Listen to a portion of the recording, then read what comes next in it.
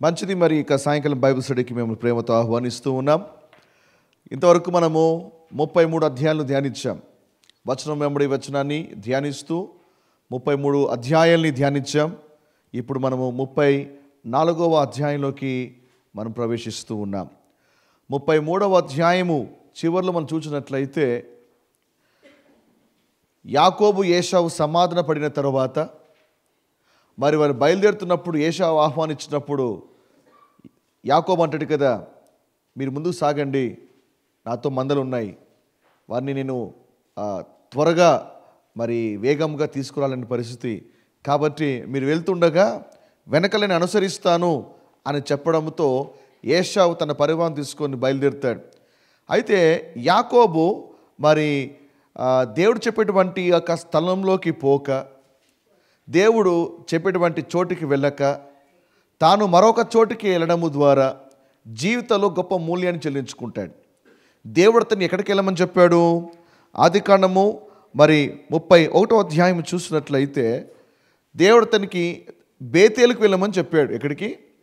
బేతేలుకి వెళ్ళమని చెప్పాడు.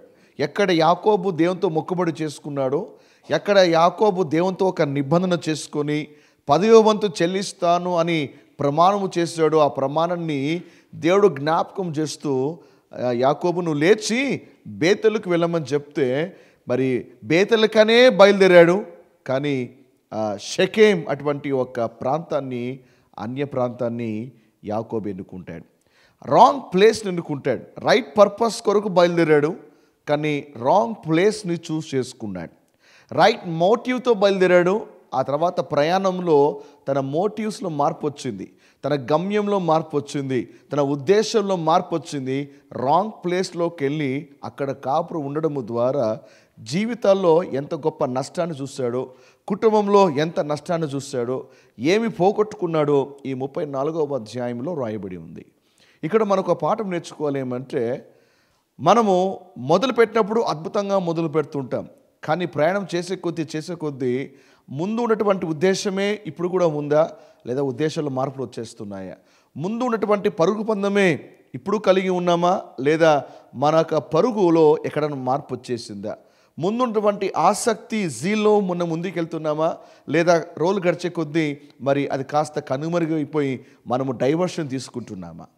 ఏమండి, యాకోబు ఏశావు ఇద్దరు కూడా సమాధాన పడ్డారు. అంతవరకు ఒక భయం ఉండేది యాకోబులో, ఏశావు ద్వారా ప్రమాదం వస్తుందేమో లేదా ముప్పు వస్తుందేమో అని భయముతో ప్రార్థన చేసేవాడు.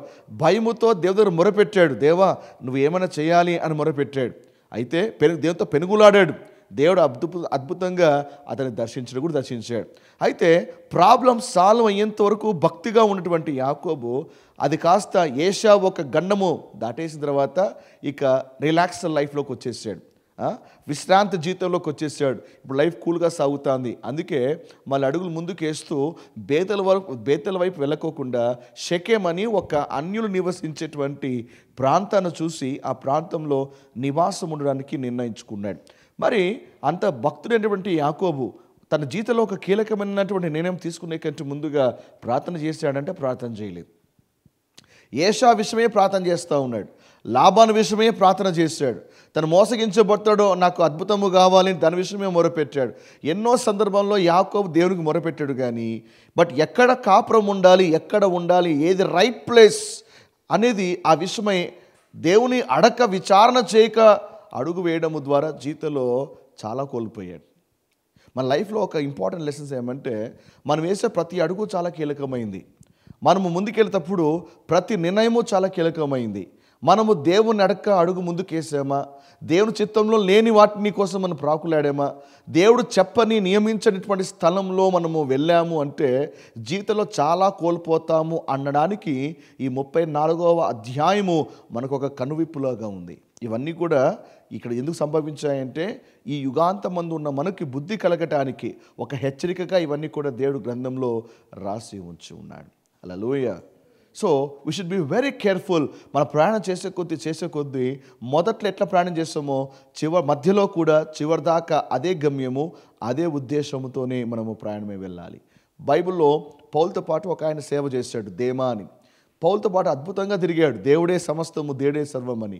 కానీ సేవ చేస్తూ ఏమైపోయిందంటే సేవలో మరి దేని పట్ల ఉన్నటువంటి ప్రేమ చల్లారిపోయింది, సేవ పట్ల ఆసక్తి చల్లారిపోయింది. మధ్యలోనే పౌలుని వదిలిపెట్టేసి వెళ్ళిపోయాడు. అతని గురించి రాస్తున్నాడు పౌలు, దేమ ఇహలోకంను ప్రేమించి నన్ను విడిచిపెట్టి వెళ్ళిపోయాడు. ఇహలోకాన్ని ప్రేమించాడు. అంత పాటే ఉన్నాడు, పౌలుతో పాటే ఉన్నాడు, సేవకునితో పాటే ఉన్నాడు. పౌలంతటి గొప్ప బోధకునితోనే తిరుగుతున్నాడు. అంటే సేవలో ఉంటూ కూడా ఎక్కడో లోకాన్ని ప్రేమిస్తూ ఉన్నాడు. సేవలో ఉంటూ కూడా ఎక్కడో లోకం వైపు అట్రాక్ట్ అయిపోయి పౌలు లాంటి గొప్ప బోధకున్నే వదిలిపెట్టేశాడు, లోకాన్ని ప్రేమించేసి. అంటే దాని అర్థం ఏంటంటే, అంటే సేవలో ఉంటూ కూడా తప్పిపోయే అవకాశం ఉందన్నమాట. లేకపోతే పాటలు పాడుతూ కూడా తప్పిపోయే అవకాశం ఉంది. వాక్యము చెప్తూ కూడా లోకంలో పడిపోయే అవకాశం ఉంది. సేవ చేస్తూ లోకంలో పడిపోయే అవకాశం ఉంది. ఆరాధనలో నడిపిస్తూ పడిపోయే అవకాశం ఉంది. పౌలుతో ఉన్న ధీమా పడిపోయినప్పుడు ఈరోజు పరిచర్లో గొప్పగా వాడేవాడలు కూడా పడిపోయే అవకాశం ఉందన్నమాట. కాబట్టి వీళ్ళంతా కూడా ఏంటంటే పరిచర్లో మునిగి తేలుతున్నారు కానీ ప్రభుత్వం ఉన్నటువంటి అనుబంధాన్ని నిలబెట్టుకోలేకపోయారు. అందుకే ఎక్కడికి వెళ్ళినా కూడా నేను అందరికీ ఒకటే చెప్తుంటాను, ఏమని, మరి ముఖ్యంగా సేవకులు కానీ లేదా సేవ చేయాలనుకునే వాళ్ళకి కూడా నేను ఒకటే చెప్తుంటాను, ఏమంటే, మరి అనుకుంటాం లోకస్తులు పడిపోతారు, లేదా నామకార్థ క్రైస్తవులు పడిపోతుంటారు, నులివెచ్చిన క్రైస్తవులు పడిపోతుంటారు, లేదా అంతంత మాత్రం భక్తి చేసే వాళ్ళకి పడిపోతుంటారు అనుకుంటారు కానీ వాళ్ళతో పాటు సేవలో ఉంటూ కూడా పడిపోయే వాళ్ళు చాలామంది ఉన్నారు. కాబట్టి సేవను ఒక వృత్తిలాగా చేయకూడదు, సేవను ఒక ఉద్యోగంలాగా చేయకూడదు. వీళ్ళు ఎందుకు పడిపోయారంటే సేవలో ఎక్కడో రాజీ పడిపోయారు, ఎక్కడో కాంప్రమైజ్ అయిపోయారు. అందుకే తమ గమ్యాన్ని పోగొట్టుకున్నారు. యాకోబులాగా ఉండకూడదు. అంతకుముందే ఎన్కౌంటర్ దేవునితో, ఆ తర్వాత గన్నం గట్టెక్కగానే ఆ తర్వాత సాఫీ జీతం. ఏరు దాటాక తగలేయటం. ఏరు దాటేంత వరకు తెప్ప కావాలా, ఏరు దాటేసిన తర్వాత తెప్పను తగలబెట్టేయడం అన్నమాట. ఈ యాకోబు లాంటిదే కదా. సో అందరికి బాగా భక్తిగా ఉండేవాడు. ఆ తర్వాత మరి దేవుని దగ్గర విచారణ చేయలేదు. ఎంత ప్రమాదకరమైంది. So if you don't pray you will fall into the temptations. ప్రభు చెప్పాడు స్పష్టంగా, మీరు శోధనలో ప్రవేశించకున్నట్లుగా మెలకువ కలిగి ప్రార్థన చేయండి. ఎందుకు శోధనలు వస్తున్నాయి, ఎందుకు శోధనలో పడిపోతున్నావు? ప్రార్థన లేకపోవడం వల్లే. ఈరోజు చాలామంది ఎందుకు పడిపోతారంటే అనేక కారణాల్లో మొదటి లిస్టులో ఏముంటుందంటే because of lack of prayer. ప్రార్థన లేకపోవడం వల్లే ఒక వ్యక్తి సులువుగా పడిపోతూ ఉన్నాడు. అందుకే ప్రభు ఏమన్నాడంటే శోధనకి ప్రార్థనకి ఒక లింక్ ఉంది. ఎవడు ప్రార్థనలో ఉంటాడో, ప్రార్థన పూర్వకంగా ఉంటాడో వాడు శోధనలు వచ్చినా పడిపోడు. ఎవడైతే ప్రేయర్లో ఉండడో చిన్నపాటి శోధన వచ్చినా కూడా వాడు పడిపోతాడు. సో నీ యొక్క టెంప్టేషన్స్ ఓవర్కమ్ కావాలి అంటే ప్రేయర్ పక్కన పెట్టి ఎంత కష్టపడినా నువ్వు టెంప్టేషన్స్ ఓవర్కమ్ కాలేవు. బహుశా నీలో బలితలు ఏమున్నాయో తెలియదు, లేదా ఎక్కడ వీక్ ఉన్నావో తెలియదు, నీ వీక్ ఏరియాస్ ఏంటో తెలియదు, నువ్వుగా దాని నుంచి బయట పడలేవు. You must start praying. నువ్వు ప్రార్థన ఎక్కువ చేయడం మొదలు పెట్టాలి. నీ ప్రార్థనే బలము, శోధనలు నిలబెట్టే బలము కూడా ప్రార్థనే. So you need to pray. అప్పుడే శోధనని నువ్వు గెలవగలుగుతావు. ఆమేన్. పలు చెప్పండి, ప్రార్థన లేకపోతే శోధనలు గెలవలేవు. ప్రార్థన లేకపోతే శోధనలో పడే అవకాశం ఉంది. శోధనలు కూడా పలు రకాలుగా ఉన్నాయి. యాకోబుకు వచ్చిన శోధన 34వ అధ్యాయంలో కనపడుతుంది మనకి. ఆమేన్. 34వ అధ్యాయం ఇన్సిడెంట్స్ గల కారణం ఒకటి ఏమంటే దేవుని ప్రార్థనలో దేవుని అడగలేదు. అందుకే 34వ అధ్యాయం ఇన్సిడెంట్స్ జరిగినాయి. ఈరోజు కూడా నీ ముందు కూడా ఒక ఆలోచన నీ ముందు పెడుతున్నా. ఇఫ్ యూ టు డోంట్ ప్రే, మరి 34వ అధ్యాయంలో ఉన్నటివే జరగాలనేది కానీ దాదాపు ఇంతటి డ్యామేజ్ కూడా కలగచ్చు అనడానికి ఇది ఒక హెచ్చరిక. ఆమేన్. రైట్, చూద్దాం. 1వ వచనం నుంచి 4వ వచనం వరకు. లేయా యాకోబునకు కన్న కుమార్తె అయిన దీనా ఆ దేశపు కుమార్తెలను చూడవెలెను. ఆ దేశము నేనిన హివ్యుడైన హామోరు కుమారుడగు షెకెము ఆమెను చూచి ఆమెను పట్టుకొని ఆమెతో శయనించి ఆమెను అవమానపరిచెను. అతని మనస్సు యాకోబు కుమార్తె అయిన దీనా మీదనే ఉండెను. అతడు ఆ చిన్నదాన్ని ప్రేమించి ఆమెతో ప్రీతిగా మాట్లాడి ఈ చిన్నదానిని నాకు పెళ్లి చేయమని తన తండ్రి అయిన హామోరుని అడిగెను. ఆ దేశపు కుమార్తెలను చూడవెళ్ళెను అన్న మాట గమనించాలి. యాకోబుకి ఎంతమంది కుమారులు? 12 మంది కుమారులు. 12 మంది కుమారులతో పాటు ఒక కుమార్తె కూడా ఉంది. ఆ కుమార్తె పేరు చెప్పండి, దీనా. ఓకే, దీనా అనేటువంటి ఒక కుమార్తె కూడా ఉంది. అయితే ఒకరోజు ఈ అమ్మాయి యవ్వన అమ్మాయి, ఈ అమ్మకి ఒక ఆలోచన వచ్చింది. ఏంటి అంటే, ఆ దేశపు కుమార్తెలో నేను ఉన్నటువంటి ఆ దేశాన్ని చూడాలి, ఆ దేశపు కుమార్తెలు అక్కడ చాలామంది అమ్మాయిలు ఉన్నారు కాబట్టి నేను అక్కడికి వెళ్ళాలి అనేటువంటి ఆశ పుట్టింది. కారణం ఏంటంటే, యాకోబు షెకెం ఊరి బయట కాపురం ఉన్నాడు, లోతు కాపురం ఉన్నాడు. జ్ఞాపకం ఉందా? లోతు కూడా సొదొమ గొమ్మొర్ర వైపు ఎన్నుకున్నాడు, కానీ నేరుగా సొదొమ గొమ్మొర్రలో కాపురం పెట్టలే, సొదొమ గొమ్మొర్ర ఒక ఊరి వెలుపల కాపురం పెట్టాడు. యాకోబు కూడా సేమ్ లోతు చేసిన మిస్టేకే యాకోబు కూడా చేస్తూ ఉన్నాడు. షెకెము ఊరి బయట కాపురం ఉన్నాడు. నాకు ఆలోచన వచ్చింది, ఆ ఊళ్ళో చాలామంది అమ్మాయిలు ఉన్నారు కాబట్టి వెళ్దాం, చాలామంది ఉన్నారు, ఊరు బాగుంది, ఆ ఊరు చూద్దాం ఏంటి కథ అని మరి ఆలోచన వచ్చి మరి దీనా ఆ ఊరు చూడ్డానికి బయలుదేరుతూ ఉంది. ఇక్కడ ఒక పాఠం నేర్చుకోగలగాలి. ఏంటంటే, దైవభక్తిలో ఉన్నటువంటి దైవభక్తి గల కుటుంబంలో పుట్టినటువంటి ఒక అమ్మాయి, ఏమండి, దైవ సంప్రదాయాలు, గాడ్ ఫియరింగ్ ఫ్యామిలీ ఉన్నటువంటి ఒక అమ్మాయి మరి ఏం కోరుకుంటా ఉంది అంటే, లోకస్తుల ఒక సహవాసాన్ని కోరుకుంటా ఉంది, లౌకికమైనటువంటి ఫ్రెండ్స్ని కోరుకుంటా ఉంది, ఆ దేశంలో ఉన్న వాళ్ళు చూడాలి అనేటువంటి ఆశ పుట్టింది. కాబట్టి రాంగ్ ఫ్రెండ్షిప్ కోసం ప్రాకులాడుతూ ఉంది. ఆ దేశం ఏంటి, దాని ఆచారాలు ఏంటి, వాళ్ళ వ్యవహారం ఏంటి, వాళ్ళ ఒక ఆచారాలు ఏంటి, వాళ్ళ ఒక సంప్రదాయాలు ఏంటి, ఏమాత్రం అవగాహన లేక మరి ఆ దేశము చూడాలని బయలుదేరుతా ఒక్కటిగానే బయలుదేరింది. దేనికోసం ఆరాటపడి బయలుదేరుతూ ఉంది, దేవుడిరా తన జీవితాన్ని పాడు చేసుకుంది. ఫ్రెండ్స్ కోసం బయలుదేరింది, ఆ దేశం కుమార్తెల కోసం అని బయలుదేరింది. అయితే చివరికి అదే తన జీవితంలో తన శీలాన్ని పోగొట్టుకోవడానికి కారణమైంది. మన జీవితంలో ఫ్రెండ్షిప్ చాలా కీలకమైంది. మనము రాంగ్ ఫ్రెండ్స్ వెంట పరిగెత్తామా, మన జీవితంలో కొన్ని వాటిని కోల్పోవాల్సి వస్తుంది. దీనిని అడిగితే తన శీలాన్ని పోగొట్టుకుంది. బైబిల్లో చాలామంది భక్తులు ఉన్నారు, వాళ్ళని అడిగితే వాళ్ళు చాలా పోగొట్టుకున్నారు. ఈరోజు గాడ్ ఫియరింగ్ అమ్మాయిగా అబ్బాయిగా ఎలాంటి ఫ్రెండ్స్ని నువ్వు చూస్ చేసుకుంటున్నావు చాలా కీలకమైంది. ఎందుకంటే నీ సహవాసమును బట్టే నీ భక్తి ఆధారపడుతుంది, నీ సహవాసం బట్టే ప్రభులో నువ్వు ఎలా ఉంటావో అనేది ఆధారపడుతుంది. ఎందుకంటే your friendship plays a vital and important role in a godly life. దైవభక్తిలో నీ స్నేహము చాలా కీలకమైనటువంటి పాత్ర వహిస్తుంది. అందుకే పౌలు రాస్తున్నాడు, 1 కొరింథీ 15వ అధ్యాయము 33వ వచనంలో రాస్తున్నాడు. 1 కొరింథీ 15వ అధ్యాయం 33లో ఏమని రాస్తున్నాడు పౌలు అంటే, దుష్ట సాంగత్యము మంచి నడవడిని చెరుపును అని. అర్థమవుతుందా? అంటే మంచి నడవడిక ఉంది, దైవభక్తిగా ఉన్నావు, ప్రవర్తనలో మాటలో చాలా మంచిగా ఉన్నావు. ఆ మంచి నడవడికను చెరిపేది ఏంటి? దుష్ట సాంగత్యము. అంటే చెడు స్నేహంలో పడితే నీకున్నటువంటి మంచి నడవడిక కూడా పోగొట్టుకుంటావు. వారి ఇన్ఫ్లుయెన్స్ మీ మీద పడే అవకాశం ఉంది. వారు ఆలోచించట్టుగానే నువ్వు ఆలోచిస్తావు, వాళ్ళు ప్రవర్తించట్టుగానే నువ్వు ప్రవర్తిస్తుంటావు, వాళ్ళు ఎలాగైతే స్టైల్గా ఉంటారో నువ్వు కూడా అలా ఉండడానికే ప్రయత్నం చేస్తుంటావు. అంటే నీకు తెలియకుండానే వాళ్ళని అనుకరించేటువంటి ఒక ప్రయత్నము చేస్తావు, వాళ్ళలో నువ్వు ఒకటైపోతావు. ఆ తర్వాత దేవుని ఇన్ఫ్లుయెన్స్ కంటే వారి ఇన్ఫ్లుయెన్స్ నీ మీద ఎక్కువగా బలముగా పనిచేస్తూ ఉంటుంది. అందుకే ప్రభులోకి వచ్చిన తర్వాత సరైన స్నేహితుల్ని ఎన్నుకోవడం చాలా కీలకమైంది.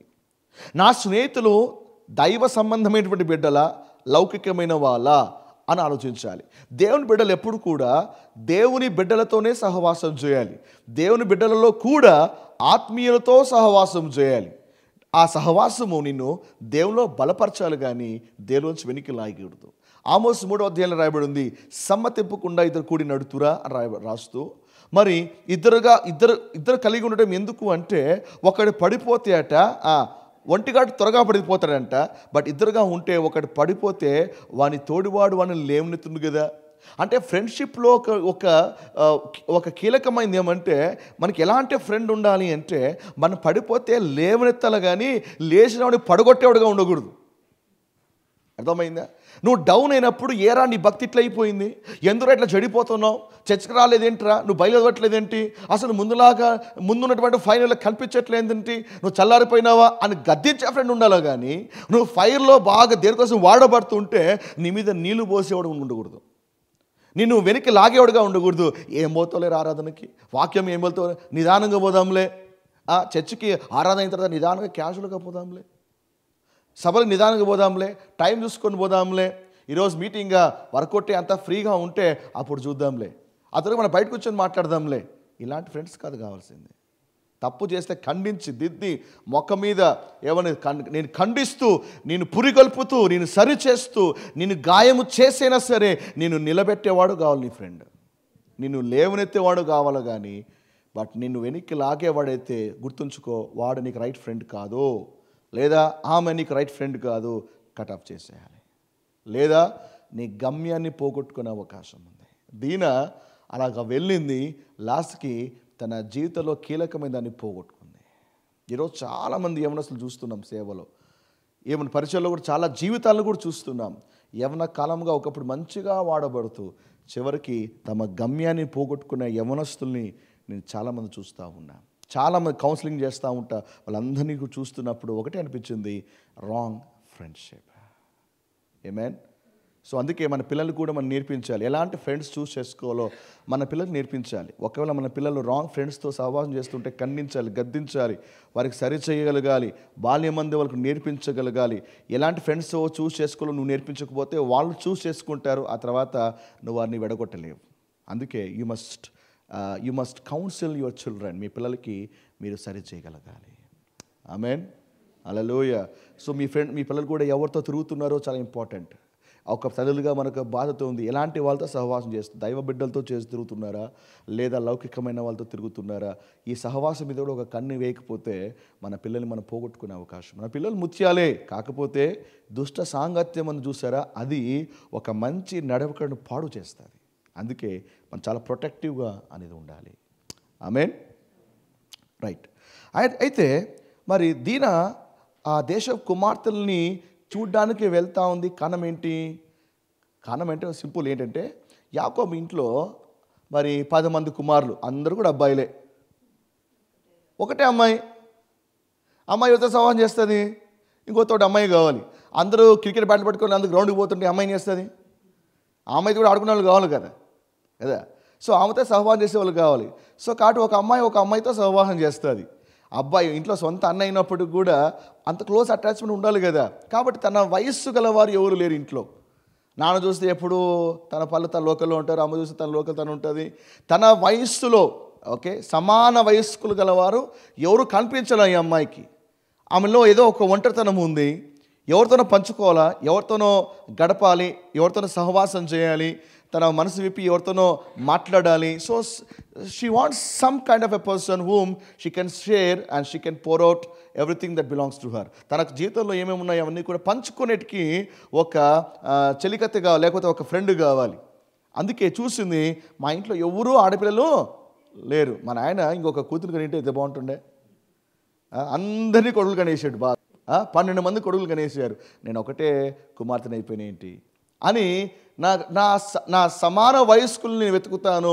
మా ఇంట్లో కనపల్లే, వాళ్ళు ఊరు బయట ఉంది కదా, షెకెం ఊరు బయట, కాబట్టి నేను టౌన్లోకి వెళ్తే అక్కడ కొంతమంది కనపడతారేమో అని తన సమాన వయస్సులో ఉన్నటువంటి ఒక అమ్మాయిల కొరకు బయలుదేరుతుంది దీనా. ఇక్కడ ఒక స్పిరిచువల్ లెసన్ నేర్చుకోవాలి. దేవుల్లో ఉన్నప్పుడు మన సహవాసం అనేది వయసును బట్టి కలిగి ఉండకూడదు. దేవుల్లో ఉన్నప్పుడు మన సహవాసము ఏమండి, వాళ్ళు చిన్నవాళ్ళైనా, వాళ్ళు దేవుల్లో ఉన్న వాళ్ళు పెద్దవాళ్ళైనా, మనము ప్రభులో ఉన్న వాళ్ళతో మనం సహవాసం చేయాలి, ప్రభులో ఉన్న వాళ్ళతో మనం ఫ్రెండ్షిప్ చేయగలగాలి. అర్థమవుతుందా? రూతు బోయాజు పొలంలోకి వెళ్ళినప్పుడు బోయాజు ఒక మాట అన్నాడు, ఏమని? అమ్మ, మీరు ఇక్కడ చేను కొయ్యి వారు వెనకలు నువ్వు వెళ్ళు, నీ ముందు చాలామంది పని చేస్తూ ఉన్నారు. అంటే రూతు కంటే ముందే పొలంలో పనిచేసే వాళ్ళు చాలామంది ఉన్నారు. వాళ్ళు కొంతమంది రూతు కంటే చిన్నోళ్ళై ఉండొచ్చు, రూతు కంటే పెద్దవాళ్ళై ఉండొచ్చు. కానీ రూతు ఏం చేస్తుంది? ఆ చేను కోయి వారి వెంట వెళ్ళింది. సో దాని అర్థం ఏమంటే, దేవుల్లోకి వచ్చినప్పుడు మనము దేవుల్లో ఉన్నటువంటి ఒక బిడ్డల యొక్క వయసు చూడకూడదు. అర్థమైందా? దేవుని రాజ్యంలో వయసును బట్టి మనము వీళ్ళంతా నా ఫ్రెండ్స్, లేకపోతే వాళ్ళు ఇంకో ఫ్రెండ్స్, లేకపోతే ఇంకో ఫ్రెండ్స్, లేకపోతే వీళ్ళంతా కలిసి ఒక బ్యాచ్గా ఫామ్ అవుతారు. ప్రభులోకి వచ్చిన తర్వాత ప్రభులో ఉన్నటువంటి అనేకులతో మన సహవాసం చేయగలగాలి. అర్థమైందా? రైట్. దేని వాక్యం చూద్దాం. 2 తిమోతి 2వ అధ్యాయము 22వ వచనంలో పౌలు హెచ్చరిస్తున్నాడు తిమోతికి. ఏమని హెచ్చరిస్తున్నాడో ఒకసారి ఆ లేఖన భాగాన్ని చూద్దాం. నువ్వు నీ యవ్వనేచ్ఛల నుండి పారిపోము. దాని అర్థం ఏంటి? లేదు నేను చాలా స్ట్రాంగ్, నేను టీవీ చూసినా కూడా నేను ఇంటనే ఉంటా, ఇంటర్నెట్ నేను పలికిమాల చూస్తాను, నేను పడితే ఈజీగా పడిపోనండి. ఇలాంటివి పలికిమాల ప్రోగ్రాంలు వస్తున్నా కూడా నేను down girl, I'm so strong, అటువంటి గర్వం పనికిరాదు. అర్థమైందా? మనం ఎక్కడ వీకో సాతాను దాని మీదనే ఎక్కువగా నొక్కుతూ ఉంటాడు. అందుకే పౌలు అంటాడు కదా, యవ్వన కాలంలో ఏదైతే నేను వెనుకలు అవుతుందో దాంట్లోనే ఉండి నేను స్ట్రాంగ్ అని డబ్బాలు కొట్టుకోకుండా ఏం చేయాలి? అక్కడి నుంచి నువ్వు ఆ అట్మాస్ఫియర్, ఆ సహవాసం నుంచి నువ్వు పారిపోవాలి. పారిపోయి ఏం చేయాలి? ఇంకో పని కూడా చేయాలి. పవిత్ర హృదయులై ప్రభువుకు ప్రార్థన చెయ్యు వారితో కూడా నీతిని, విశ్వాసమును, ప్రేమను, సమాధానమును సంపాదించు వెంటాడుము కదా. కాబట్టి ఏం చేయాలి? నువ్వు పారిపోవడం మాత్రమే కాదు, పవిత్ర హృదయులై ప్రభువుకి ప్రార్థన చేయవారు కొందరు ఉన్నారు. నువ్వేం చేయాలి? వాళ్ళతో కలిసి నువ్వు ముందుకెళ్ళాలి. ఇక్కడ 2 పనులు ఉన్నాయి. ఒకటి వదిలిపెట్టాలి, రెండవది అలాగా దేవుల్లో నిలబడిన వారితో కలిసి నువ్వు ముందుకెళ్ళాలి. ఈరోజు చాలామంది అన్నీ వదిలిపెట్టినా తమతో పాటు రైట్ పర్సన్స్తో కలవడలేకపోవడం వల్ల ఒంటరిగా మిగిలిపోతూ ఉంటారు. వాళ్ళ భక్తి ఒంటరిగానే ఉంటుంది, వాళ్ళ ప్రార్థన ఒంటరిగానే ఉంటుంది, వాళ్ళ మట్టుకు వాళ్ళు చర్చకు వస్తూ ఉంటారు, వెళ్తూ ఉంటారు, ప్రభులో వాళ్ళ మట్టుకు ప్రార్థన చేస్తుంటారు. అంటే ఒంటరిగానే ఉన్నావు. నీ చుట్టూ జనాలు ఉన్నప్పటికీ కూడా నువ్వు ఒంటరిగానే ఉండడానికి ట్రై చేస్తున్నావు. దాని అర్థం ఏంటంటే you are fighting your battles on your own. కానీ నీకు అర్థం కాని విషయం ఏమంటే నిన్ను బలపరచడానికి నీ చుట్టూ కొంతమంది కావాలి నీకు. దేవుడు అందుకే మనకు ఒక కుటుంబంలో చేర్చాడు, అందుకే దేవుడు అని కుటుంబంలో చేర్చాడు. We are a family where we need to support each other. అర్థమవుతుందా? కాబట్టి ప్రభులోకి వచ్చినాక, సంఘంలోకి చేర్చబడిన తర్వాత పవిత్ర హృదయులై ప్రభువుకు ప్రార్థన చేయవారిని నువ్వు కనుగొనాలి. దేవుని సంఘంలో ఇలాంటి భక్తులు ఎవరు ఉన్నారో కనుగొనాలి. వాళ్ళ సహవాసన ఉండడం నేర్చుకోగలగాలి, వాళ్ళ ప్రేయర్ సపోర్ట్ తీసుకోవడం నేర్చుకోగలగాలి. అమ్మ నా కోసం ప్రార్థన చేయండి, సిస్టర్ నా కోసం ప్రార్థన చేయండి, బ్రదర్ నా కోసం, నిర్మోహమాటంగా వాళ్ళ ప్రేయర్ సపోర్ట్ నువ్వు తీసుకోవచ్చు. నువ్వు ఎప్పుడన్నా అడిగావా నా కోసం ప్రేయర్ చేయండి అని? నీ తోటి ఒక బిలీవర్స్కి, దేవుళ్ళు ఉన్నటువంటి ప్రార్థన పనులకి నీ ప్రేయర్ రిక్వెస్ట్ ఇస్తూ ఉన్నావా? నా కుటుంబంలో పరిస్థితి ఇలా ఉంది, ప్రార్థన చేయండి. ఇదిగో మా ఆయన ఇలా ఉన్నాడు, ప్రార్థన చేయండి. మా పిల్లలు తయారైపోతారు, ప్రార్థన చేయండి. ఏంటి నీకు అలాంటి ఒక భక్తుల ప్రార్థన చాలా కీలకమైంది.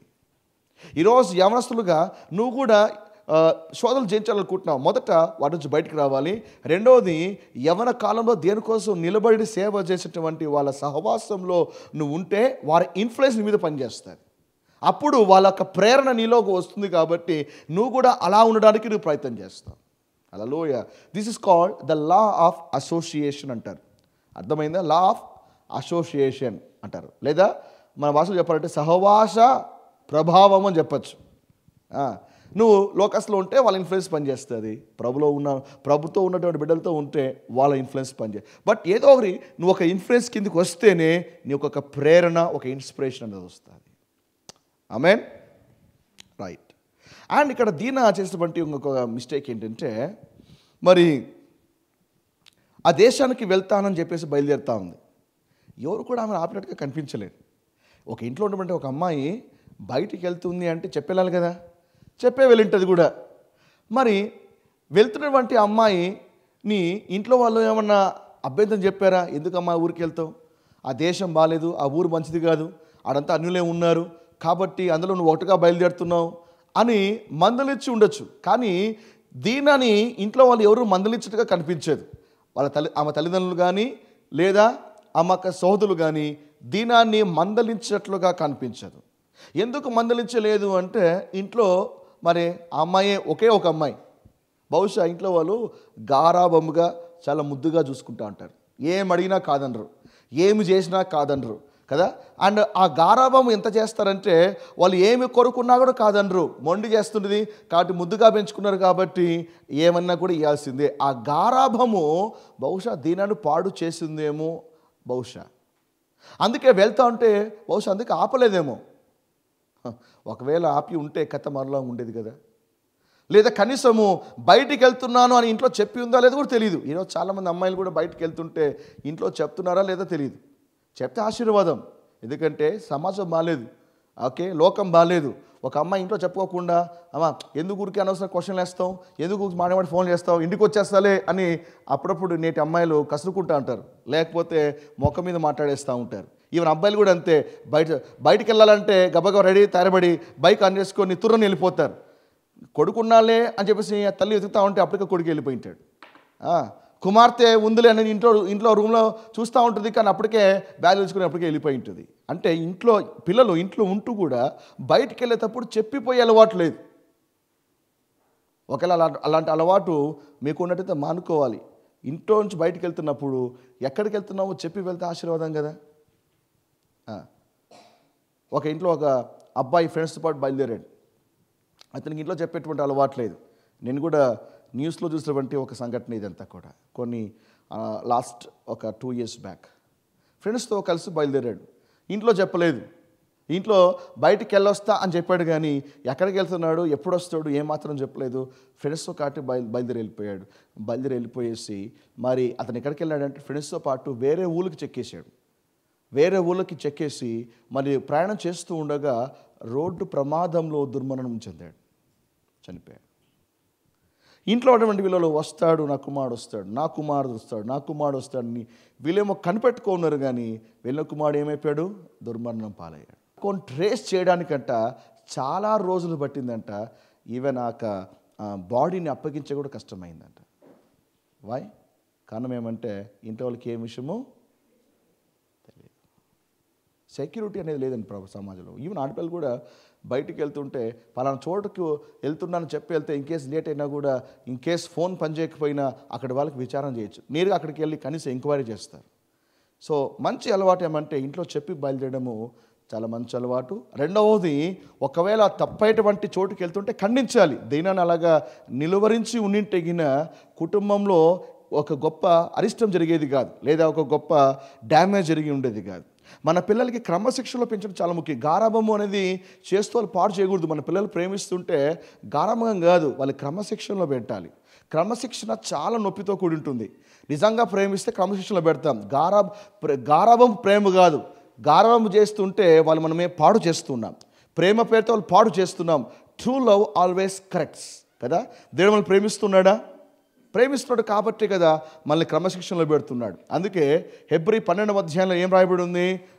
కుమారులు అయితే దేవుడు మిమ్మల్ని శిక్ష చేస్తాడు. కుమారులు అయితే మీరు కూడా ఆ ట్రైనింగ్లో ఉంటారు. మీరు కుమారులు కాకపోతే మీరు దుర్భేజులు అంటాడు దేవుడు. సో బికాస్ వీఆర్ సన్స్, అందుకే దేవుడు కూడా మనల్ని కరెక్షన్ చేస్తూ ఉన్నాడు. కాబట్టి we must correct our children. ఒకవేళ వాళ్ళు తప్పైనది సరైనది ఎన్నుకోకపోతే, ఎవరిని తప్పైనది ఎన్నుకుంటున్నారంటే అది పాడు చేసేది తగిన క్రమశిక్షణలో పెట్టగలగాలి. సామెతలు 22వ అధ్యాయంలో రాయబడింది కదా, మనకందరికి బాగా తెలుసు. సామెతలు 22వ అధ్యాయము 6వ వచనంలో ఏం రాయబడిందంటే, బాలుడు నడవవలసిన త్రోవను వానికి నేర్పము. నువ్వు నేర్పించాలి వాడు ఎలా వెళ్ళాలో. వాడు ఎందుకంటే వాడి యొక్క మూఢత్వంలో, వాడి హృదయంలో స్వాభావికంగా మూఢత్వం ఉంటుంది. చూడండి, బాలుడు నడవలసిన త్రోవను నేర్పము, వాడు పెద్దవాడైనప్పుడు దాని నుండి తొలగిపోవాడు. పెద్దగైనప్పుడు తొలగిపోడు. 15వ వచనం చదవండి. బాలుని హృదయంలో మూఢత్వము స్వాభావికముగా పుట్టును. బై నేచర్ ఆ పిల్లవాని హృదయంలో మూఢత్వం ఉంటుంది, ఫూలిష్నెస్ ఉంటుంది. ఆ ఫూలిష్నెస్ ఎలా పోతుంది? శిక్షాదండము దానిని వానిలో నుండి తొలివేయును. అంటే వానిలోటువంటి ఆ మొండితనము, వానిలోటువంటి ఏమన్నా మూర్ఖత్వము పోయేది ఎలాగా? పెద్దగైతే వాడు తెలుసుకుంటాలేండి. కాదు బైబిల్ చెప్పట్లేదు. జ్ఞానం వస్తే వాడే తెలుసుకుంటాడు. కాదు, బైబిల్ చెప్తుంది అలాగా. వాళ్ళలోంచి వాడి మూఢత్వము తొలగిపోయేటట్లుగా చేసేది ఏంటి? శిక్షాదండము, ద రాడ్ ఆఫ్ కరెక్షన్. శిక్షాదండము అది పడాలి. అందుకే కొంతమంది పేరెంట్స్తో మాట్లాడుతున్నావు, నేను చెప్తాను నిర్మోహమాటంగా, అమ్మ మాట్లాడకపోతే నేను తగిలించాను అని చెప్తాను. ప్రేమించటంలో ప్రేమించగలగాలి, తప్పు చేసేటప్పుడు నేను తగిలించాలి, పర్లేదు. ఎందుకంటే కొడుతున్నప్పుడు పిల్లవాడు అనుకుంటాడు అమ్మ నాన్న చెడ్డవాళ్ళు అని. కానీ వాళ్ళు పెరిగి పెద్దవాళ్ళైన తర్వాత వాళ్ళు థ్యాంక్స్ చెప్తారు. ఆ రోజు నువ్వు కొట్టి భయం పెట్టావు కదా అమ్మ డాడీ, అందుకే ఈరోజు నేను మంచి మార్గాల్లో ఉన్నా, అదో కరెక్షన్ చేయకపోతే ఇప్పుడు నేను పాడైపోయేవాని పాడికి. శిక్షాదండము అనేది మనం వాడాలి. మన బిడ్డలకి మనము గారంభంతో మనం పాడు చేయకూడదు. ముఖ్యంగా ఫంక్షన్కి వెళ్ళినప్పుడు, లేదా అనేక పార్టీస్కి వెళ్తుంటాం, లేకపోతే అనేక వివాహ కార్యక్రమాలకు వెళ్తుంటాం. అక్కడ ఎలా బిహేవ్ చేయాలో మనం నేర్పించకపోతే, ఇంట్లో బిహేవ్ చేసినట్టుగా వాళ్ళు కూడా బయట వాళ్ళతో బిహేవ్ చేస్తే బ్యాడ్ రెప్యుటేషన్. ఇంట్లో వాళ్ళు మనతో ఒకవేళ ఫర్ ఎగ్జాంపుల్ చనువుతో అమ్మ నాన్నతో ఏదంటే అది మాట్లాడేస్తారు, అప్పుడు అది ముద్దుగా ఉంటుంది. కానీ బయటికి వెళ్ళిన తర్వాత వాళ్ళు అదే పెరిగి పెద్దవాళ్ళు అవుతుండగా వేరే వాళ్ళతో అలాగే మాట్లాడితే కదా, ఇంటికాడే అది మొదలు కావాలి. ఏది తప్పో ఖండించాలి. మనం 2 దెబ్బలేసినా పర్లేదు, ఆ శిక్షా దండాన్ని మనం వాడాలి. దీనా విషయంలో యాకోబు వాడి ఉండింటేగిన పెద్ద ప్రమాదం తప్పి ఉండేది. గాడ్లీ ఫ్యామిలీనే, కానీ దీనాను ఇంటి వాళ్ళు ఎవరు కూడా మరి నిలువరించలేకపోయారు. అందుకే గొప్ప నష్టం సంభవించింది. బైబిల్లో ఒక వ్యక్తి ఉదాహరణ మేము ముందు ఉంచుతాను. మన పిల్లల్ని మనం కరెక్షన్ చేయకపోతే ఏమవుతుందో ఒక వ్యక్తి, ఒక ఎగ్జాంపుల్ మేము ముందు ఉంచుతాను. అతనే దావీదు మహారాజ్. ఎవరు? మనకందరూ దావీదు మహారాజ్ తెలుసు కదా, కింగ్ డేవిడ్, అతి గొప్ప రాజు. బైబిల్ ఓల్డ్ టెస్ట్మెంట్లో చాలా ప్రామినెంట్ ఫిగర్ అయిన దావీదు మహారాజ్. అంతటి గొప్ప వ్యక్తి, హృదయానుసారుడు. దేవుడు ఏరుకోరి అతను ఎన్నుకున్నాడు. దేవుడు అతని రాజుగా కూడా చేశాడు. అయితే దావీదుకి ఒక కొడుకు ఉండేవాడు. ఆ కొడుకు పేరు వచ్చేసి అదోనియా. చెప్పండి, ఎవరు చెప్పండి? అదోనియా. అదోనియాను గారాబం చేశాడు. ఎవరు? దావీదు మహారాజ్. అదోనియాను గారాబము చేయడం ద్వారా అదోనియా ఏమయ్యాడో ఒక లేఖన భాగం చూపిస్తాను. బైబిల్ ఉన్నట్లయితే మొదటి రాజుల గ్రంథము మొదటి అధ్యాయం. దీవించబడుతున్నారా? ఆస్వాదించబడుతున్నారా? ఎస్. మన పిల్లల్ని మనము గారాబం చేసి కరెక్షన్ చేయకపోతే ఏమవుతుందో దావీదు అతని కుమారుడే మనకు ఉదాహరణ. మొదటి రాజుల గ్రంథము మొదటి అధ్యాయము 5 మరియు 6 వచనాల్ని నేను చదువుతున్నాను. మీ బైబిల్లో దాన్ని అనుసరించండి. హగీతు కుమారుడైన అదోనియా గర్వించిన వాడై నేనే రాజు నగుదునని అనుకొని రథములను గుర్రపు రౌతులను తనకు ముందుగా పరిగెత్తుటకు 50 మంది మనుషులను ఏర్పరచుకొనెను. అతని తండ్రి నీవు అలాగున ఎలా చేయుచున్నావని అతని చేత ఎప్పుడునూ విచారించి అతనికి నొప్పి కలుగ చేయలేదు. చూచుటకు అతడు బహు సౌందర్యము గలవాడు, అబ్షలోము తర్వాత పుట్టినవాడు. హగీతుకు కుమారుడైన అదోనియా. ఈ హగీతు అంటే దావీదు ఒక భార్య అనమాట. అది అబ్షలోము తర్వాత పుట్టాడు. ఇతడు కూడా ఏంటి, చాలా చూడడానికి చాలా క్యూట్గా ఉంటాడు, చాలా అందంగా ఉంటాడు, సౌందర్యము గలవాడు. ఈరోజు చాలామంది ముద్దు లేక అందముతో చాలాసార్లు వాళ్ళ తప్పిదాలని మనము ఓవర్లుక్ చూస్తుంటాం, చూస్తున్నట్టుగా వాళ్ళ లోపాలని చూస్తున్నట్టుగా పోతూ ఉంటాం. అబ్షలోము ఈ యొక్క దావీదు మరి అదోనియా పట్ల అలాగే చేశాడు.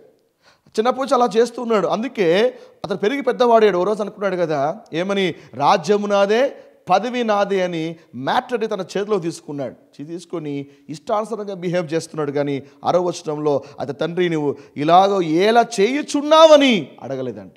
ఎందుకు ఇలా చేస్తున్నావు అడగలేదంట. అంత పెద్ద ఘోరమైనటువంటి తప్పు చేస్తూ ఉన్నా కూడా ఎందుకు ఇలాగ చేస్తున్నావని ఏమాత్రం కూడా క్వశ్చన్ చేయలేకపోయాడు. యాకోబు దినాలా క్వశ్చన్ వేసి ఉంటే కథ మరలా ఉండేది.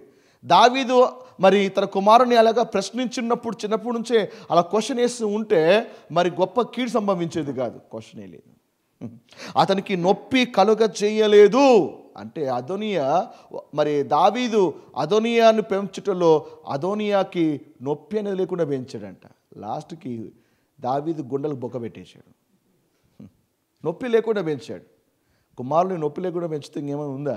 మన బిడ్డల్ని నొప్పి లేకుండా పెంచుతే ఇంకేమైనా ఉందా? వాళ్ళు భ్రష్టులు అయిపోతారు. బైబిల్లో చాలామంది చూడండి, వాళ్ళు గొప్పగా, తండ్రులు గొప్పగా వాడబడ్డారు, తల్లులు గొప్పగా వాడబడ్డారు, కుమారులేమో భ్రష్టులు అయిపోయారు. ఎందుకంటే వాళ్ళు దేవుల్లో ఉంటూ తమ బిడ్డల్ని సరిగా పెంచలేకపోయారు. దేవుల్లో వాడబడుతున్నప్పటికీ ఫ్యామిలీ మీద ఫోకస్ చేయలేకపోయారు, కుటుంబ వ్యవస్థ మీద మనసు పెట్టలేకపోయారు. అందుకే పిల్లలు భ్రష్టులు అయిపోయారు. నొప్పి లేకుండా పిల్లలు పెంచడం ఏంటండి? దావీదంతటి హృదయానుసారుడే కుమారుడి పెంపక విషయంలో ఫెయిల్ అయిపోయాడు. దావీదంతటి వాడే కుమారుడి విషయంలో బొక్కబొల్లడ్డ. లాస్ట్కి అదోనియా పాడైపోవడానికి కారణము దావీదే. చదవండి 7వ వచనం. 5వ చూడండి. హగ్గీతు కుమారుడైన అదోనియా గర్వించిన వాడే ఏం చేశాడు? ఏమొచ్చింది? గర్వం వచ్చింది.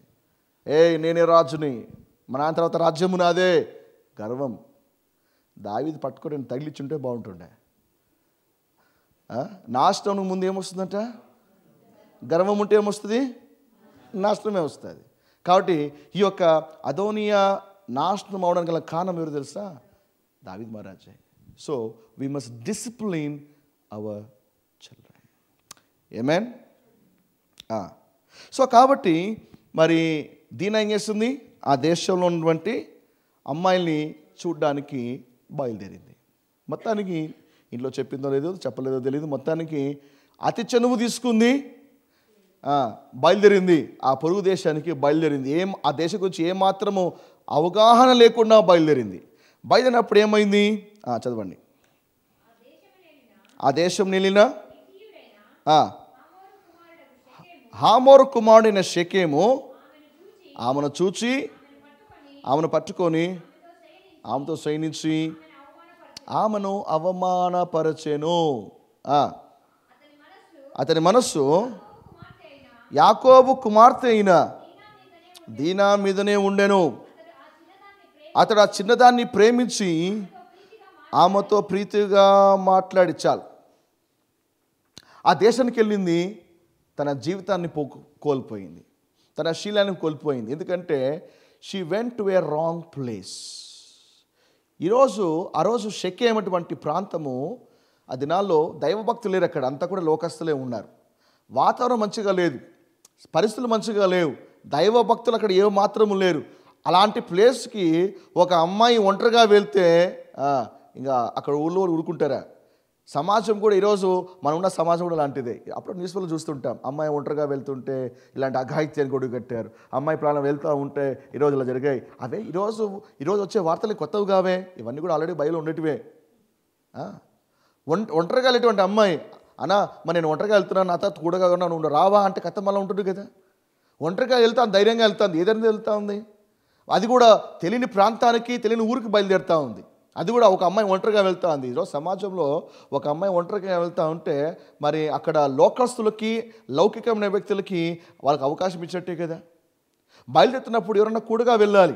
భార్య వెళ్తూ ఉంటే భర్త తోడుగా వెళ్ళాలి, చెల్లెలు వెళ్తుంటే అన్న తోడుగా వెళ్ళాలి. ఈరోజు చాలామంది సిగ్గుపడుతూ ఉంటారు. ఈరోజు ఇంట్లో చిన్నప్పుడు అన్న చెల్లెలు కలిసి పెరిగింటారు, పెద్దకైన తర్వాత ఇదిగో నా బైక్లో నేను పోతా, నువ్వు అతను ఎక్కరా అంటే చెల్లెల్ని ఎక్కించుకోండి అనడానికి కూడా భయం. ఎవరన్నా చూస్తే మరి జనాలు అపార్థం చేసుకుంటారు కదన్నా. లోకం కోసం బతుకుతున్నావా, నీ కోసం బతుకుతున్నావా? ఈరోజు మీ చెల్లెలు నాలుగు వదిలిపెట్టేసి నువ్వు వచ్చేయంటే నువ్వు మాత్రం తుర్రని వచ్చేస్తావు. దారి మధ్యలో చెల్లెలకి ఏమన్నా ప్రమాదం సంభవిస్తే ఎవరు రెస్పాన్సిబుల్? ఎవరెవరు ఆ అమ్మాయికి తోడుగా, ప్రొటెక్షన్గా నిలబడాలి? దేవునికి చెల్లినో, దేవునికి ఒక హక్కును ఇస్తే వారిని ప్రొటెక్ట్ చేసుకునేటువంటి రెస్పాన్సిబిలిటీ నీకు ఉంది. ఫ్రెండ్స్లో పడి వాళ్ళని విస్మరించకూడదు, ఫ్రెండ్స్తో పడి వాళ్ళని గాలికి వదిలేయకూడదు, వాళ్ళ యొక్క కాపుదల, సంరక్షణ చూసుకోగలగాలి. ఈవెన్ మీ అక్క చెల్లి ఇంటి రాకపోతే మా నాయన చూసుకుంటారు కాదు, తండ్రి తర్వాత తండ్రి అంతటి స్థానము కొడుకుకే. అర్థమైందా? ముఖ్యంగా ఈ యొక్క యూదుల కల్చర్ ప్రకారంగా తండ్రి కంటే అన్నలకే ఎక్కువగా బాధ్యత ఉంటుంది ఆ దినాల్లో. They feel responsible. కానీ ఇక్కడ అమ్మాయి మరి ఒంటరిగానే వెళ్తుంది, అడిగినట్టుగా లేదు, సోదరులు కూడా ఆమెతో పోయినట్టుగా లేదు.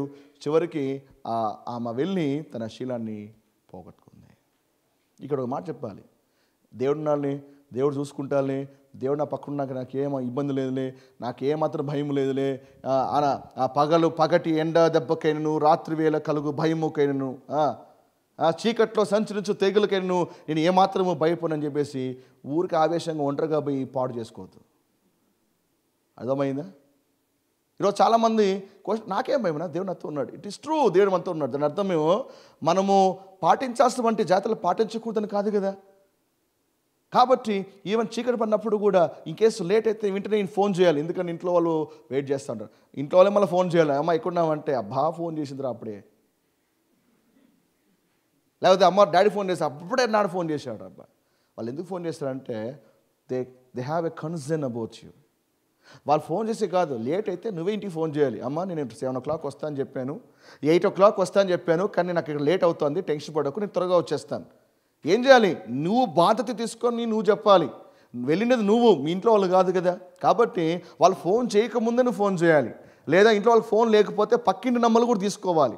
నువ్వు వెళ్ళే చోట నీకు ఫోన్ లేకపోతే, నువ్వు వెళ్ళే చోట కూడా ఫోన్ లేకపోతే అట్లీస్ట్ నీ చుట్టుపక్కల ఉన్న వాళ్ళు ఎవరైనా ఫోన్ నెంబర్ ఇంటి వాళ్ళకి ఇవ్వాలి. మొత్తానికి నువ్వు ఎక్కడున్నప్పుడు కూడా రీచబుల్గా ఉండాలి. ఇది మెలకులు, జాతలు. భక్తి ఉన్నది, దేవుని మీద భక్తి ఉంది, దేవుని మీద విశ్వాసం ఉన్నంత మాత్రాన మన మెలకులు, మన జాతలు పాటించకూడదని కాదు కదా. మన యొక్క అడుగులు కరెక్ట్గా పడాలి. మనం ఎంత భక్తి ఉన్నా, ఎంత విశ్వాసం ఉన్నా మార్గాలు లేకపోతే మన యొక్క వేస్ కరెక్ట్గా లేకపోతే భ్రష్టు పట్టిపోతాం. దీనా దానికి ఎగ్జాంపుల్. దీనా గాడ్ ఫియరింగ్ ఉమెనే, దైవభక్తిలో పుట్టినటువంటి అమ్మాయే, దేవునిక బిడ్డనే, బట్ స్టిల్ రాంగ్ ప్లేస్కి వెళ్ళింది, రాంగ్ మెథడ్లోకి వెళ్ళింది. She lost something in her life. Hallelujah. So the protection is very very important. Hallelujah. Dinah ఆమె తన యొక్క జీవితాన్ని పోగొట్టుకుంది. బహుశా ఏడ్చుండొచ్చు, ఎందుకు నాకు ఇట్లా అయింది, దేవుడు నాకేం చేశాడు, దేవుడు కాపాడలే కదా, దేవుడు ఉంటే నాకు ఎందుకు ఇట్లా అవుతుంది. పిచ్చి ప్రశ్నలు ఇవన్నీ. నువ్వు కంచె దాటితే పాము గరుస్తుంది. ప్రసంగంలో రాయండి కదా, కంచె కొట్టువానని పాము గరుస్తుంది. నువ్వు కంచెలో ఉన్నంత వరకు ఏ పాము నేను గర్వదు. నువ్వు దైవ మెథడ్లో, దైవ మార్గంలో, దేవుని యొక్క మెథడ్స్లో, బిబ్లికల్ మెథడ్స్లో అడుగు వేస్తే ఏ పాము దాటి వచ్చిన కాటేదు. నీవు దేవుడు ఏర్పరిచిన కంచెం దాటిపోతే తప్ప. దీనా కూడా కంచె దాటింది, అందుకే పాము గరిచింది. దేవుడు నాకు ఎందుకు చేశాడంటే ఇలాగా.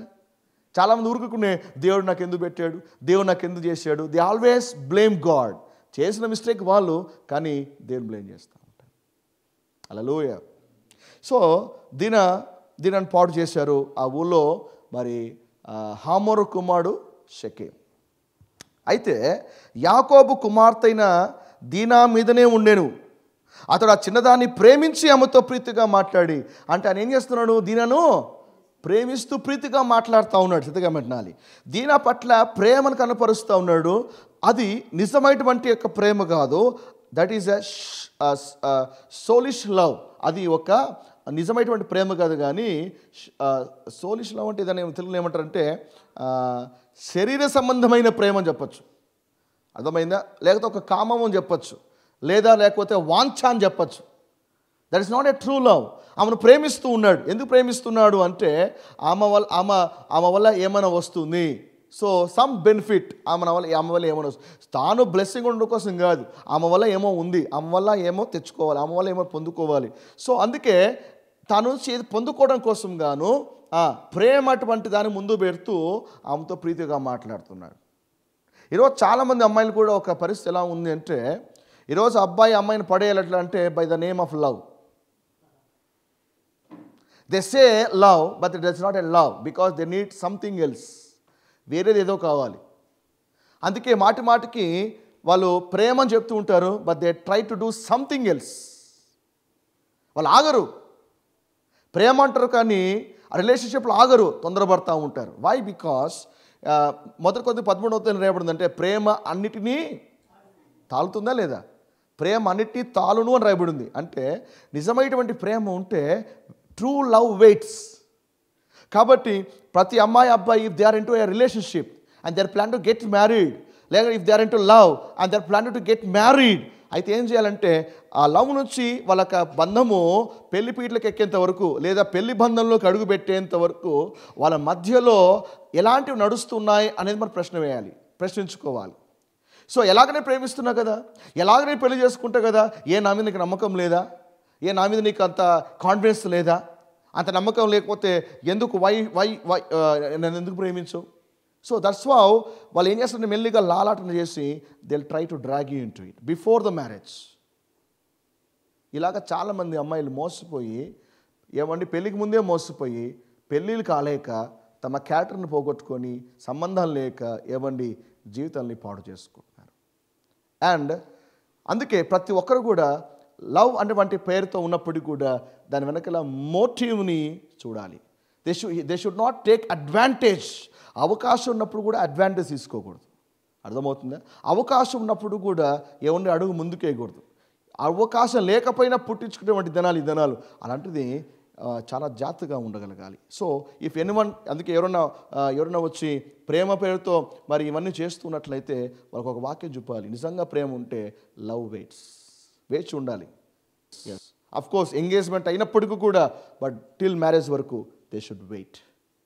అందుకే మొదటి కొరింథీ 13వ అధ్యాయం హెబ్రీ 13వ అధ్యాయం రాయబడి ఉంది, పాన్పు నిష్కలంకముగా ఉండాలి. ఎందుకంటే వేషులకు మరి పరలోకంలో స్థానం లేదు. పాన్పు నిష్కలంకంగా, the bed should not be defiled. Amen. Hallelujah, హల్లెలూయా.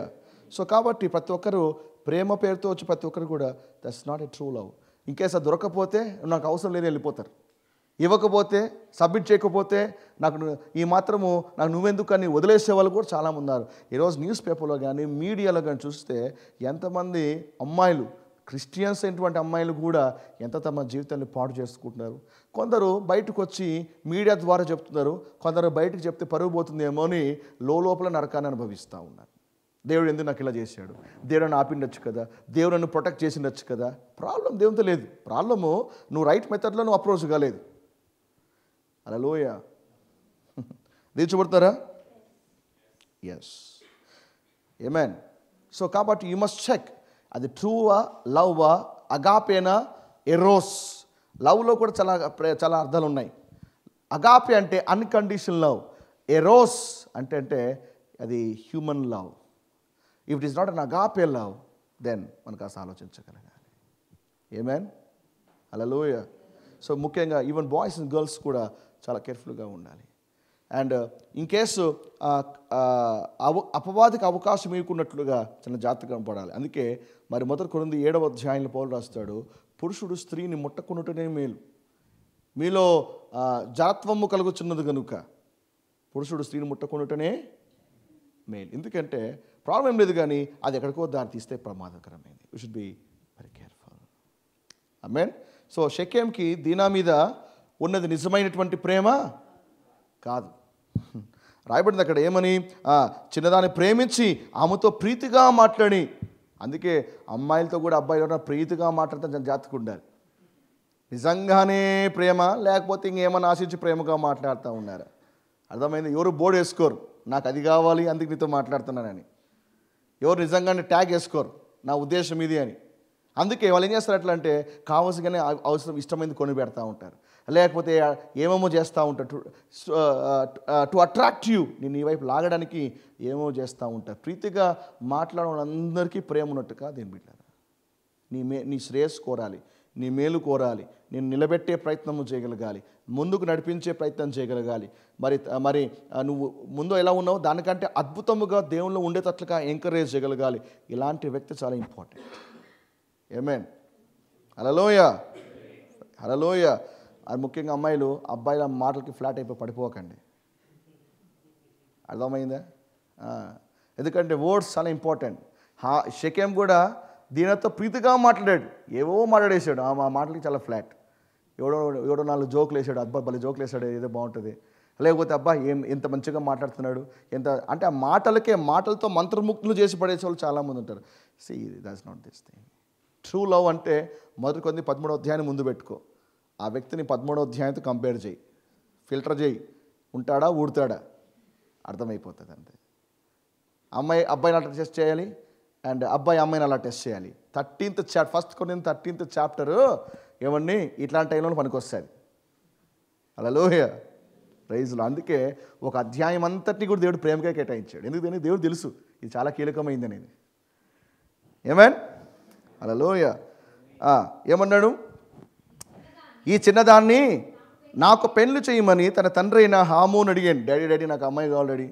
మరి మొత్తానికి మనోడు తప్పు చేసినా సరే పెళ్లి చేసుకుందాను అనుకున్నాడు. వాళ్ళ నాన్న అడిగాడు, నాకు అమ్మాయిని ఇచ్చి పెళ్లి చేయండి అని. సరేరా నువ్వు ఇష్టపడ్డావు కదా, వెళ్ళి అడుగుదాంలే, మన ఊరు పెద్ద, మన మాట కాదంటారా, వాళ్ళ ఊరు బయట ఉన్నవాళ్ళు, మన ఊరు పెద్దలం కాబట్టి మనలాంటి సంబంధం వాళ్ళకి దొరకడం వాళ్ళ అదృష్టం. సరే పోదాంలే అని చెప్పేసి ఫ్యామిలీ మొత్తం వెళ్ళి యాకోబు ఇంటికి బయలుదేరారు. మళ్ళీ ఏం తీసుకుపోయారు తెలియదు, కానీ మొత్తానికి బయలుదేరి యాకోబుతో మాట్లాడుతారు. మీరు కింది వచనం చదివితే మీకు అర్థమవుతుంది. మాట్లాడుతూ ఏమన్నారు, మీ అమ్మాయిని మాకు ఇవ్వండి అని. ఎంత అద్భుతముగా ఆ ప్రపోజల్ ఎంత ఆకర్షణీయంగా ఉన్నారంటే, ఒక మాట చెప్పనా, లోక సంబంధులు మాట్లాడుటలో నేర్పరులు. They are very experts in convincing things. వాళ్ళు ఏమన్నారు, 9వ వచనం చూస్తే, మాతో ఏముందండి, మాతో సంబంధం కలపండి. 9-10 వచనాలు చూస్తే, మీరు మాతో సంబంధం కలిపితే మీకు ఒక బంపర్ ఆఫర్ ఏంటి, మా దేశంలో మీరు ఎక్కడైనా వ్యాపారము చేయొచ్చు, ఆస్తి సంపాదించుకోవచ్చు, మీరు జీతాలు పైకి వచ్చేస్తారండి. మా దేశంలో మా ఊళ్ళోకి రండి, ఎక్కడైనా మీరు వ్యాపారం చేయండి, మీకు అడ్డు చెప్పేవాళ్ళు లేరు, ఇది ఎంతమందే, ఈ ప్లేస్ అంత మందే, ఆస్తి బ్రహ్మాండ ఎంతగానో అంత ఆస్తి సంపాదించాడు. అంటే ఏం చేస్తారు, ఆ అమ్మాయిని వాళ్ళు పొందడానికి వీళ్ళు కొన్ని ఆఫర్లు ఇస్తూ ఉన్నారు. సాధారణంగా యాకో ప్లేస్లో ఉంటే ఇంకేముందబ్బా, ఊరంతా కూడా మా కూతురికి వచ్చేసా, డబ్బులన్నీ స్టాక్స్ మార్కెట్స్ అన్నీ కూడా మా అమ్మాయికే వచ్చేస్తుంది. అందులో కూడా ఊరి పెద్ద ఈ షకేము, పలుకుబడి వచ్చేసా, పేరు వచ్చేసా, ఆస్తి వచ్చేసా, అన్నీ వచ్చేసా. కాబట్టి చాలా అట్రాక్టింగ్ ఆఫర్ ఇది. వేరేవాడైతే ఖచ్చితంగా బోలోపు కలబడి ఖచ్చితంగా అమ్మాయిని చేసిండు. ఈరోజు కూడా లోకస్తులు ఏం చేస్తారంటే ఇలాంటి ఆఫర్లతో వస్తూ ఉంటారు. ఈరోజు చాలామంది తల్లిదండ్రులు, చాలామంది క్రైస్తవ తల్లిదండ్రులు, ప్రభు నమ్ముకున్న తల్లిదండ్రులు మరి తమ పిల్లల్ని చాలా అమాయకంగా దైవభక్తులు చాలా క్రమశిక్షణగా పెంచి తీరా పెళ్లి కాడికి వచ్చేపాటికే మేకపిల్లి తీసుకుపోయి పుల్నోట్లో పెట్టినట్టు ఎవడోవాడు దేవుల్లో ఉన్నాడు, దేవుని సేవ తెలీదు, దేవుడు అంటే తెలీదు, దేవుని మార్గం అంటే తెలీదు, జస్ట్ ఎక్కడో అమెరికాలో ఉద్యోగం చేస్తూ ఉన్నాడు, మంచి బ్యాంక్ బ్యాలెన్స్ ఉంది, 5 digit శాలరీ వస్తూ ఉంది, దేవుడు అంటే నమ్మకపోయినా చర్చికి వెళ్తాను మాత్రం నో చెప్పాడు. బా ఎంత మంచి ఆఫర్ అండి ఇది. దేవుడు అంటే నమ్మకం లేదు, కానీ ఒకవేళ వెళ్తూ ఉంటే మాత్రం నో చెప్పాడు. చూసి ఎంత మంచి, మరి కుమార్తెకి ఎంతకంటే మంచి ఆఫర్ వస్తుందా అని చాలామంది తల్లిదండ్రులు తమ బిడ్డల్ని మరి మేకపిల్లని తీసుకొచ్చి పుల్నోట్లో పెట్టినట్టుగా తమ బిడ్డలను తీసుకొచ్చి ఇలాంటి వాళ్ళకి బలి చేస్తున్నారు. మ్యారేజ్ అద్భుతం, మంచి సిటీలో మంచి రిసెప్షనిస్టు, ఆ తర్వాత మంచి grand parties and foreign settlements అన్నీ అద్భుతంగా సాగిపోతూ ఉన్నాయి. బట్ భౌతికంగా వాళ్ళ దగ్గర ఆస్తి ఉంది, భౌతిక దగ్గర వాళ్ళకి పలుకుబడి ఉంది, వాళ్ళ లైఫ్లో ఏం కొద్దిగా ఉందంటే వాళ్ళ లైఫ్లో భక్తి కొద్దిగా ఉంది. అండ్ ఏమైపోయింది? Compatible issues. దేవుడే లేకపోతే బంధంలో కాపు నిలబడుతుందా? 3 పేటల తాడు తెగిపోద్ది. అర్థం ఏంటి? 2 పేటలు ఉంటే ఎప్పుడు పుట్టుకంటుందో తెలియదు. మన వివాహంలో చాలా కీలకమైంది ఆ యొక్క బంధం, అది క్రీస్తు. కానీ ఈరోజు క్రీస్తు నమ్ముకున్నాడా లేదా, లేకపోతే అమ్మాయి క్రీస్తు నమ్ముకుందా లేదా, ఏ మాత్రం తెలియక ఓన్లీ ఉద్యోగాలు, హోదాలు, డిగ్రీలు ఇవి మాత్రమే చూసి చాలామంది బొక్కబోలబడి తమ బిడ్డల జీవితాలని నాశనం చేసుకుంటున్నారు. ఎస్, మ్యారేజ్ అనగానే ఫస్ట్ కౌన్సిలింగ్ పెళ్లి కాబోయే పెళ్లి కుమార్తె కాదు, ఫస్ట్ కౌన్సిలింగ్ పెళ్లి చేసేటువంటి ఇంటి పెద్దలకి ఇవ్వాలి. ఎందుకంటే డిసిషన్ మేకర్స్ వాళ్ళు కాబట్టి. అది ఉంటే ఎంత బాగుంటుంది అది. హల్లెలూయా. ఏమన్నారు? మా దేశంలో ఆస్తి సంపాదించాడు, అందుకన్నారు ఆస్తి సంపాదించాడు. 11వ వచనం చూడండి, మీ కటాక్షము మా మీద రానియుడి అంటే దాని అర్థం ఏమంటే అప్పటికి యాకోబు ఒప్పుకోవట్లే, ఇప్పుడు ఆఫర్లు ఇచ్చారు, యాకోబు ఒప్పుకోకపాటికే ఇప్పుడు చాలా ప్రేమగా మారుతారు. మీ కటాక్షం, మీ దయ మా మీద రావాలండి. మీ లాంటలు వస్తే కదా మా లాంటలు మారేది. మీరు మీ లాంటలు ఎందుకు ఉన్నారు? మా లాంటలు మార్చకే కదా. మా లాంటలు మారుస్తే అప్పుడు మేము మారుతాం, మీరు మారుతారు. మీరు చేసేసుకుంటే మా లాంటి వాళ్ళు ఎవరు మారుస్తారు? మా అబ్బాయిని ఎవరు మారుస్తారు? మా కుమార్తెని ఎవరు మారుస్తారు? అసలు మీరు ఉండేదే మా లాంటి వాళ్ళ కోసమే కదా. అందుకే కొందరికి కనిపిస్తుంది ఎట్లా చెప్తే మారుడు, పెళ్లి చేసుకుంటే మారిపోతాడు వాళ్ళే. ఏంది మారేది? ఇలాంటి పొలైట్ వర్డ్స్కి, ఇలాంటి ఏమండి రంగు పూసి మారడికాయ చేసేటువంటి మాటలకి మనం బోలబొక్కలు పడకూడదు. పెళ్లి చేసుకుంటే మార్చుకుంటారులేండి. పెళ్లి చేసుకుంటే మారేవాళ్ళు ఎంతమంది మారుతారండి? పెళ్ళిళ్ళ కోసం మారేవాళ్ళు మనకు వద్దు, ప్రభు కోసం మారేవాళ్ళు కావాలి. ఇలాంటి బిడ్డలు మనం చేసుకోగలగాలి. పెళ్ళిళ్ళ కోసం మారేవాళ్ళు కాదు మనకు కావాల్సింది. మీ కటాక్షం మా మీద నుండి అంటే మీ యేసు ప్రభు దయ మా మీద ఉంటే చాలండి. మీ యేసు ప్రభు నమ్ముకుంటే మీ బిడ్డ మా ఇంటికి వస్తే చాలు. మా ఇల్లంతా కూడా బంగారంగా ఉంటుంది. అవన్నీ కూడా కాదు, వాళ్ళు కావాల్సిన అమ్మాయి, మీకు కావాల్సిన భక్తి కాదు. నిజంగా వాళ్ళు భక్తి పరులా అంటే కింద ముందు వచ్చినా తెలుస్తుంది నిజంగా వాళ్ళు భక్తి పరులా కాదా అని. వాళ్ళకి కావాల్సింది ఏంటంటే భక్తి కాదు, వాళ్ళ పైకి అంతే మీ యేసు ప్రభు దయ ఉంటే చాలు. మీలాంటి అమ్మాయి మా ఇంట్లోకి వస్తే చాలు, మీలాంటి అబ్బాయి మా ఇంటికి వస్తే చాలు. ఇవన్నీ కూడా ఐస్ పూసే మాటలు, సంబంధం కలుపుకొని సంబంధము తెచ్చుకోవడానికి కోసమే ఇవన్నీ కూడా. మళ్ళీ పెళ్ళైన తర్వాత మళ్ళీ కనపడరు. మీరు మీ దేవుడు మీ ఇష్టం ఏమనుకోండి అంటారు. 5వ వచనం నుంచి 7వ వచనం వరకు యాకోబు ఇంటికి మరి వివాహ సంబంధం మాట్లాడడానికి వచ్చారు షెకెము, అతని ఇంటి వారు. మరి చాలా కన్విన్సింగ్గా మాట్లాడారు. దానికి స్పందన 5వ వచనం నుంచి 7వ వచనం చూడండి. తన కుమార్తెను అతడు చెరిపినని యాకోబు విని తన కుమారులు పశువులతో పొలములతో నుండినందున వారు వచ్చే వరకు ఊరుకుండేను. షెకెము తండ్రి హామోరు యాకోబుతో మాట్లాడటకు అతని యొద్దకు వచ్చాను. యాకోబు కుమారులు ఆ సంగతి విని పొలంలో నుండి వచ్చిరి.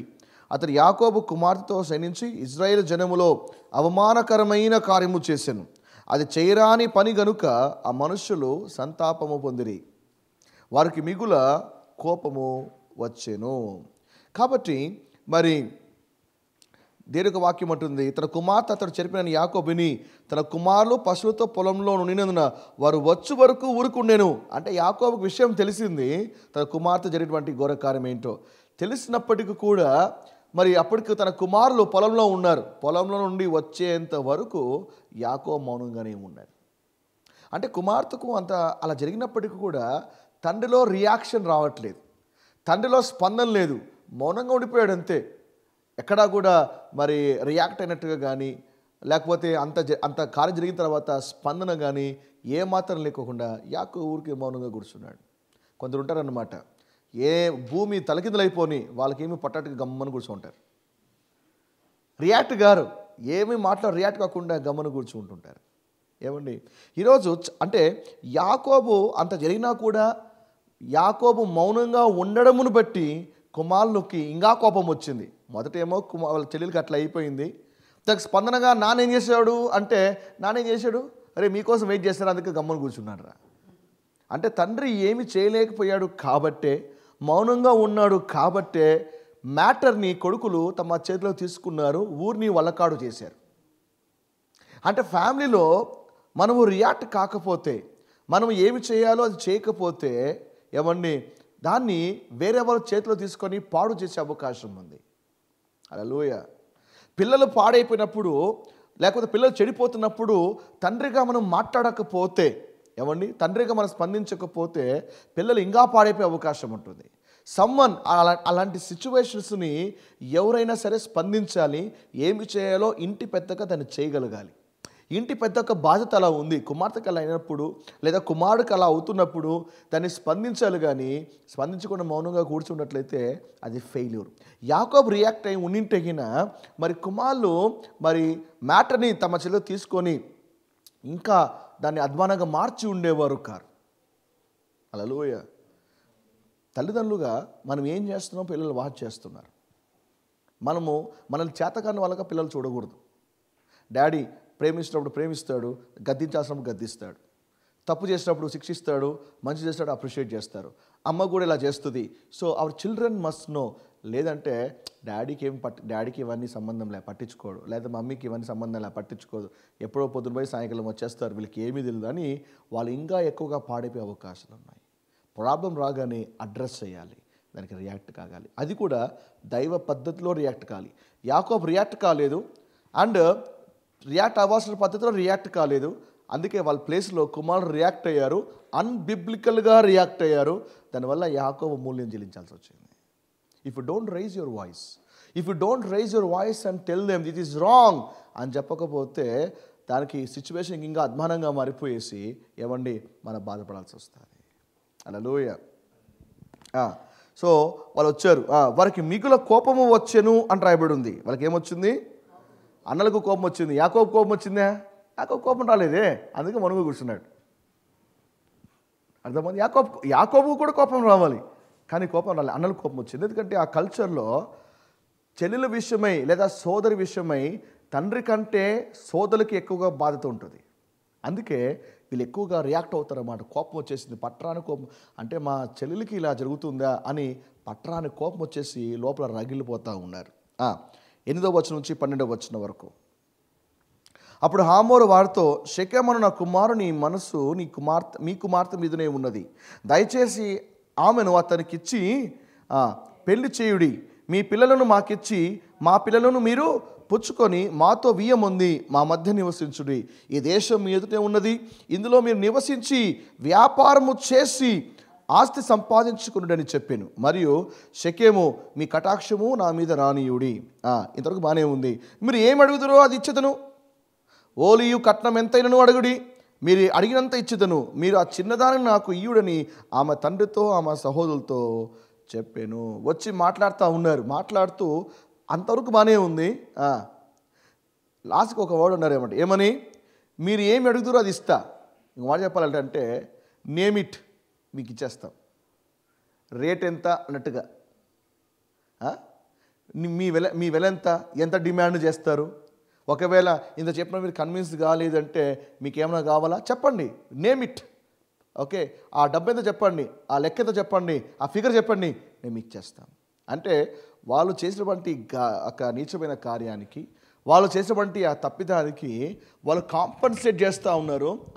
ఎంత కావాలో చెప్పండి మేమంతా ఇస్తూ ఉన్నారు. దేమిట్రా వాళ్ళు అనుకుంటున్నారు ఇలాగ పెళ్ళి చేసుకుంటే ఓకే, వివాహము అనే ద్వారా అంటే మనీ అండ్ మ్యారేజ్, డబ్బు మరియు వివాహము వారు చేసే నీచమైన కార్యము తొలగిస్తుంది అని వాళ్ళ భావన. కానీ వాళ్ళు చేసినటువంటి పని డబ్బు కానీ వివాహము కానీ ఈ రెండు కూడా సెట్ చేయలేవు. వాళ్ళు లోకస్తులు కాబట్టి డబ్బుతో మ్యాటర్ని సెటిల్ చేద్దాం అనుకుంటున్నారు. కానీ మ్యాటర్ మనీ కాదు, మ్యాటర్ ఆస్తి కాదు. ఎందుకంటే దేవుడు యాకోబును కూడా దేవుడు దీవించాడు. అందుకే 2 గుంపులు అయితేనే అని ఏశావుతో మాట్లాడుతున్నాడు. అయితే వీళ్ళు ఏంటంటే సెక్యులర్గా వస్తారు. ఓకే అయింది అయిపోయింది, ఓకే మ్యాటర్ సెటిల్ చేసుకుందాం, మీకెంత కావాలి మాకెంత కావాలి. మ్యాటర్ అనేది మనీ కాదు. ఇంత జరిగిన తర్వాత వాళ్ళు ఏం చేయాలి, క్షమాపణ అడగాలి. కానీ ఏం క్షమాపణ కాకుండా మెటీరియలిస్టిక్గా దాన్ని సెటిల్ చేస్తూ ఉన్నారు. హల్లెలూయా. 13వ వచనం నుంచి 17వ వచనం. అప్పటికే కోపం తగిలిపోతున్నారు. అయితే తమ సహోదరి దీనాను అతడు చెరిపినందున యాకోబు కుమారులు షెకెముతో అతని తండ్రి అయిన హామోరుతోనూ కపటముగా ఉత్తరమిచ్చి అనినదేమనగా, మేము ఈ కార్యము చేయలేము, సున్నతి కొనని వానికి మా సహోదరిని ఇయ్యలేం, అది మాకు అవమానమగును. మీలో ప్రతి పురుషుడు సున్నతి పొంది మా వల్ల ఉండిన ఎడల సరి, ఆ పక్షమందు మీ మాట ఒప్పుకొని మా పిల్లలను మీకు ఇచ్చి మీ పిల్లలు మేము పుచ్చుకొని మీ మధ్య నివసించదము. అప్పుడు మనము ఏక జనమగుదుము. మీరు మా మాట విని సున్నతి పొందని ఎడల మా పిల్లలను తీసుకొని పోదుమని చెప్పగా, వారి మాటలు హామోరుకును హామోరు కుమారుడైన షెకెమునకు ఇష్టముగా ఉండేను. వాళ్ళు వచ్చి ప్రపోజల్ పెట్టినప్పుడు ఈ దీనా సోదరులు అంటున్నారు కదా, ఏమని కపటముగా మాట్లాడుతున్నారు. లోపలేమో కోపం ఉంది, బయటికి ఏమైనా మాట్లాడుతున్నారు. బయటికి అయ్యా మరి మాకు అభ్యంతరం లేదు, కానీ సున్నతి లేని వారికి మా పిల్లల్ని మేము ఇవ్వం. కాబట్టి సున్నతి అటువంటి కాన్సెప్ట్ తీసుకొచ్చి ముందు పెడుతున్నారు. ఎలాంటిదంటే బ్యాప్టిజం లేకుండా మేము పెళ్లి చేయలేం, మీ కుమార్తె బ్యాప్టిజం తీసుకోవాలన్నట్టుగా.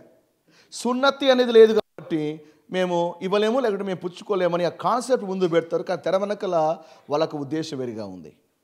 సో సున్నతి ఎందుకు అంటే దేవుని యొక్క నిబంధనకు గుర్తు. సున్నతి ఎందుకు చేసుకుంటారు అంటే గాడ్స్ కవెనెంట్కి అదొక sign. It's a sign of God's covenant. అది దానికి లోబడి ఎవరైతే యెహోవా యందు భయభక్తులు కలిగి ఆయన సేవిస్తూ ఆయన నిబంధన జనంగా ఉండాలని కోరుతారో పాత నిబంధనలో వాళ్ళు ఆ సున్నతి చేసుకుంటారు, మగ పురుషులందరూ కూడా. అయితే వీళ్ళు కూడా ఎప్పుడైతే ఆ ప్రపోజల్ సున్నతి అనే ప్రపోజల్ పెట్టారో హామోరుకి వాళ్ళ కుమారునికి ఇష్టమైంది. అరే ఏదో బాగుందే, డబ్బులతో పనిలే, ఆశతో పనిలే, ఏం పనిలే, సున్నతివుడు కదా, చేసుకుంటే పని అయిపోతుంది కదా అని వాళ్ళందరికీ ఇష్టమైంది కాబట్టే కదా వాళ్ళు వెళ్ళి ఊళ్ళో అందరికీ చెప్పారు. ఏమని, ఇదిగో ఇట్లా వివాహం చేసుకోవాలి అబ్బాయి, మన సున్నతి ప్రపోజల్ వచ్చింది కాబట్టి మరి మన ఊళ్ళో అందరూ సున్నతి చేసుకుందాం రా అన్నారు. ఊళ్ళో అందరూ సున్నతి చేసుకున్నారు. ఇప్పుడు ప్రశ్న, సున్నతి ఎందుకు? దేవుని యొక్క నిబంధనకు గుర్తు. వీళ్ళు సున్నతి చేసుకున్నారు. వీళ్ళకి దేవునితో నిబంధన ఉందా? దేవుని భయభక్తులు ఉందా? దేవుని మార్గములు తెలుసా? దేవుని పద్ధతులు తెలుసా? దేవుని కోసం నిలబడుతున్నారా? వీళ్ళు చేసుకునే సున్నతి ఉద్దేశం వేరు. వీళ్ళ ఉద్దేశం ఏంటి? సున్నతి వాళ్ళ కోసం, దేనికోసం కాదు. సున్నతి వీళ్ళకి ఉద్దేశం ఏంటి? అమ్మాయిని తెచ్చుకోవాలా, సంబంధం కలుపుకోవాలా, కాబట్టి సున్నతి చేసుకుందాం. ఈరోజు చాలామంది వివాహ విషయాల్లో కూడా జరుగుతూ ఉంటుంది. ఏంటి ఎట్లా అంటే క్రైస్తవ సంప్రదాయాలు వివాహం చేసుకోవాలా, సో బ్యాప్టిజం లేకపోతే పరిశుద్ధ వివాహం లేదంటే బ్యాప్టిజం కోసమే పెళ్ళిళ్ళు చేసుకున్న వాళ్ళు చాలామంది ఉన్నారు. ఎందుకంటే బ్యాప్టిజం తీసుకుంటే ఇంకా మా పద్ధతులే కదా అని బలవంతంగా బ్యాప్టిజం తీసుకొని ఏమండి, so they are taking the baptism. వాళ్ళు ఏమో ఊరికే మునుగుతారు లేస్తారు, కానీ నిజంగా యెహోవా దేని పట్ల నమ్మకం ఉంది అంటే లేదు, దేని పట్ల సమర్పణ ఉందంటే లేదు. వివాహం కొరకు దిగుతున్నారు బ్యాప్టిజంలోకి. దట్స్ వై జీవితాలు పాడైపోతున్నాయి. బాప్టిజం ఉద్దేశం వేరు, మరణము పునరుద్ధానము అది ఉద్దేశం. కానీ అది కాస్త ఇప్పుడు బ్యాప్టిజం ఏమైందంటే రిలీజియస్ యాక్టివిటీగా మారిపోయింది, మతపరమైనటువంటి పనిగా మారిపోయింది. అసలు దానికి విలువ లేకుండా పోతూ ఉంది. ఈరోజు చాలామంది కూడా అంతే. మరి ఒక మంచి సంబంధం కలుపుకోవడం కోసం గాను వాళ్ళ అబ్బాయి మరి లేకపోతే వాళ్ళ కుమార్తె వాళ్ళ బిడ్డ దేవుడు లేకపోయినప్పుడు కూడా సంబంధం మంచిది, పోగొట్టుకోకూడదు, అది తెచ్చుకోవాలి. వాళ్ళు ప్రభు నమ్ముకున్న బిడ్డలు, వీళ్ళేమో ప్రభు నమ్ముకున్న బిడ్డలు. అయితే ప్రభు నమ్ముకున్న బిడ్డను తెచ్చుకోవడం కోసం గాను వీళ్ళు ఏం చేస్తారు అంటే మరి బ్యాప్టిజం కదా దైవభక్తి అండి, మా అబ్బాయికి చాలా మంచి విశ్వాసం ఉందండి, మా అమ్మాయికి మంచి దైవభక్తి అండి అని ఏదో 2 మాటలు చెప్పేసి ఏమని మరి ముందుగానే బ్యాప్టిజం తీసుకోను, లేకపోతే బ్యాప్టిజం కూడా తీసుకున్నాడు అని చెప్పగానే ఇంకా నమ్ముకున్న వాళ్ళు ఏం చేస్తారు, అరే బ్యాప్టిజం తీసుకుంది లేదా మరి చర్చి కూడా వెళ్తాంది అని 2-3 సార్లు చర్చికి వెళ్ళడం కూడా చూసి ఈ మాత్రం ఉండే జాలే పెళ్ళైనాక సర్దుకోవచ్చు అనుకుంటారు. పెళ్ళైన వాళ్ళే పెట్టేవాడు సర్దుకుంటున్నారు. చేంజింగ్. మన సంఘానికి ఒక ముస్లిం కుర్రోడు వచ్చేవాడు చాలా ఇయర్స్ బ్యాక్, బహుశా యూత్ తెలిసే ఉంటుంది. క్రమంగా సంఘానికి వచ్చాడు, ముస్లిం బ్యాక్గ్రౌండ్ నుంచి. అంటే నేను సమీ గురించి మాట్లాడట్లే, ఇది వేరే కుర్రాడు. క్రమంగా చర్చకు వచ్చేవాడు, బయలు పట్టుకునేవాడు, చర్చకు వచ్చేవాడు, బాగా వచ్చేవాడు. చాలా సంతోషం వేసింది, ఏదో బాగుంది మరి మంచి కుర్రోడు, బాగా సంఘానికి వస్తున్నాడు, సంవత్సరం కాడ ఉండేవాడు, అషరింగ్ చేసేవాడు, యాక్టివిటీగా మంచిగా చేసేవాడు, బాగుండేవాడు. దాదాపు తెలుసా మీకు? మంచిగా వచ్చేవాడు. కొంతకాలం అయిన తర్వాత ఏమైంది తెలిసిన మ్యాటర్ ఏమంటే మనోడు ఒక క్రిస్టియన్ అమ్మాయిని ప్రేమించినాడు. ఆ అమ్మాయి ఏంటి అంటే నువ్వు జీసస్ నమ్ముకోవాలా, నేను బైబిల్ ఇది చేయాలా, సో ఇదిగా చేయాలా, ఇలా చేయాలని ఏదో చెప్పే పాటికి మనం మళ్ళీ ఆ అమ్మాయిని పెళ్లి చేసుకోవాలి కదా. కాబట్టి ఆ ఉద్దేశంతో చర్చికి వచ్చేవాడు, మంచిగా ఇన్వాల్వ్ అయ్యాడు, యాక్టివ్గా ఇన్వాల్వ్ అయ్యాడు, బ్యాప్టిజం కూడా తీసుకున్నాడు. మేమే సదుద్దేశంతో ఇచ్చాం. ఆ తర్వాత కొంతకాలకి కనపడలే మనోడు, ఏంట్రా కనపడలేదని చెప్పేసి ఫాలోఅప్ చేస్తే జంపింగ్ మ్యారేజ్ చేసుకున్నాడు.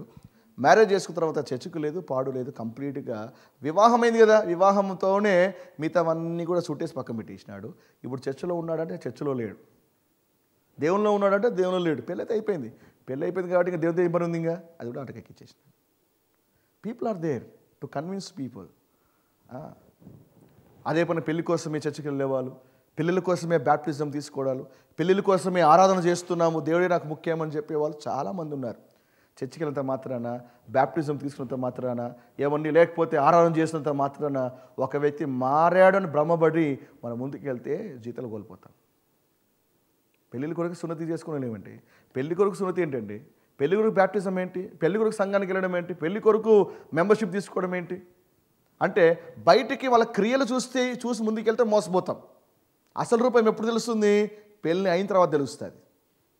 అక్కడ చాలామంది అమ్మాయిలు మోసగించబడతా ఉన్నారు.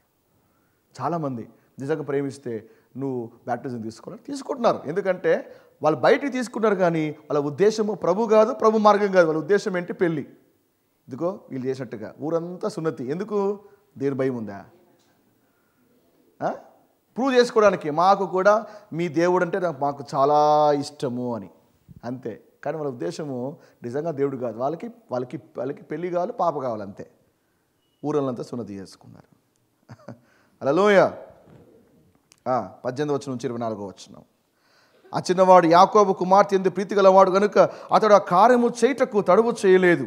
అంటే ఇంకా ఆలోచన చేయకోకుండా ఏమని ఇమ్మీడియట్గా సున్నతి చేర్చుకున్నాడు. అతడు తన తండ్రి ఇంటి వారందరిలో గనుడు. హామోరును అతని కుమారుడైన షెకెము తన ఊరి గవి యుద్ధకు వచ్చి తమ ఊరి జనులతో మాట్లాడుచు, ఈ మనుషులు మనతో సమాధానముగా ఉన్నారు కనుక వారిని దేశమందు ఉండనిచ్చి ఇందులో వ్యాపారము చేయనీడి, ఈ భూమి వారికి చాలంత విశాలమై ఉన్నది కదా, మనము వారి పిల్లలను పెళ్లి చేసుకొని మన పిల్లలు వారికి ఇత్తుము. అయితే ఒకటి, ఆ మనుషులు సున్నతి పొందినట్లు మనలో ప్రతి పురుషుడు సున్నతి పొందిన ఎడలన మన మాటకు వారు ఒప్పుకొని మనలో నివసించి ఏకజనముగా ఉందురు. వారి మందలు, వారి ఆస్తి, వారి పశువులన్నీ మనవగును కదా. ఇది దుర్బుద్ధి. వాళ్ళు స్కెచ్ చేస్తే వాళ్ళకంటే ఇంక వీళ్ళకి స్కెచ్ చేశారు. వాళ్ళకేం కావాలా, సున్నతి కావాలా, వీళ్ళకేం కావాలా, పాపతో పాటు వచ్చే ఆస్తి కావాలా. సూపర్ కదా. ఈరోజు చాలా వ్యవహారాలన్నీ కూడా ఇలాగే సాగుతూనే ఉన్నాయి. అవన్నీ కూడా మనవును కదా, ఎట్లయినను మనము వారి మాటకు ఒప్పుకుందాం. పెళ్ళి అయిపోని ఈ కాస్త తతంగం జరిగిపోతే వాళ్ళవన్నీ కూడా ఇంకా వాళ్ళు మనకే వస్తాయి కదా, మన ఊళ్ళోనే ఉంటారు, మన కళ్ళ ముందే ఉంటారు కదా, వాళ్ళవి కూడా మనం అవుతాయి. అప్పుడు వాళ్ళు మనలో నివసించేదనక హామోరు అతని కుమారుడు షెకెము చెప్పిన మాట అతని ఊరి గవి ద్వారా వెళ్ళువారందరూ వినిరి. అప్పుడు అతని ఊరి గవి ద్వారా వెళ్ళువారిలో ప్రతి పురుషుడు సున్నతి పొందెను. షెకెం కాదు, ఊళ్ళో ప్రతి మగాడు సున్నతి పొందాడంట. మనకు రూల్ పెట్టాలా, పెళ్లి కొడుకే కాదు, పెళ్ళింటి వాళ్ళందరూ బ్యాప్టిజం తీసుకోవాలా. పెళ్లి కుమార్తె కాదు, పెళ్ళింటి వాళ్ళ బంధువులందరూ బ్యాప్టిజం తీసుకోవాలా. బాగుంటుందా రూల్ పెడితే? వాళ్ళు ఏ పని చేస్తే మనం కూడా ఆ పని చేయాలా. కండిషన్ అందరూ తీసుకుంటేనే. హల్లెలూయా. అయితే వాళ్ళు కూడా ఒప్పుకున్నారు. వాళ్ళ ఉద్దేశము, అన్యుల ఉద్దేశం బహుస్పష్టంగా బయటపడతా ఉంది. వాళ్ళవన్నీ కూడా మందే కదా, పెళ్ళైపోని అమ్మాయి ఆస్తంత మందే కదా, పెళ్ళైపోని ఆమె బంగారంతా మందే కదా, ఈ తతంగంగా గడిచిపోని పాప మంటికి వచ్చినాక మనం ఏమేం చేసుకుందాంలే. వాళ్ళ బుద్ధి బహుస్పష్టముగా బయటికేంటి సున్నతి, లోన ఉద్దేశం అయితే ఇలాగే ఉంది. So we should be very careful. Hallelujah. నిలిచిపోతున్నారా? 25 నుంచి 29 వచనాలు. హామోరు అతని కుమారుడు షెకెము చెప్పిన మాట ఊరి గవి ద్వారా వెళ్ళు వారందరూ వినరు. అప్పుడు అతని ఊరి గవి ద్వారా వెళ్ళు వాళ్ళ ప్రతి పురుషుడు సున్నతి పొందెను.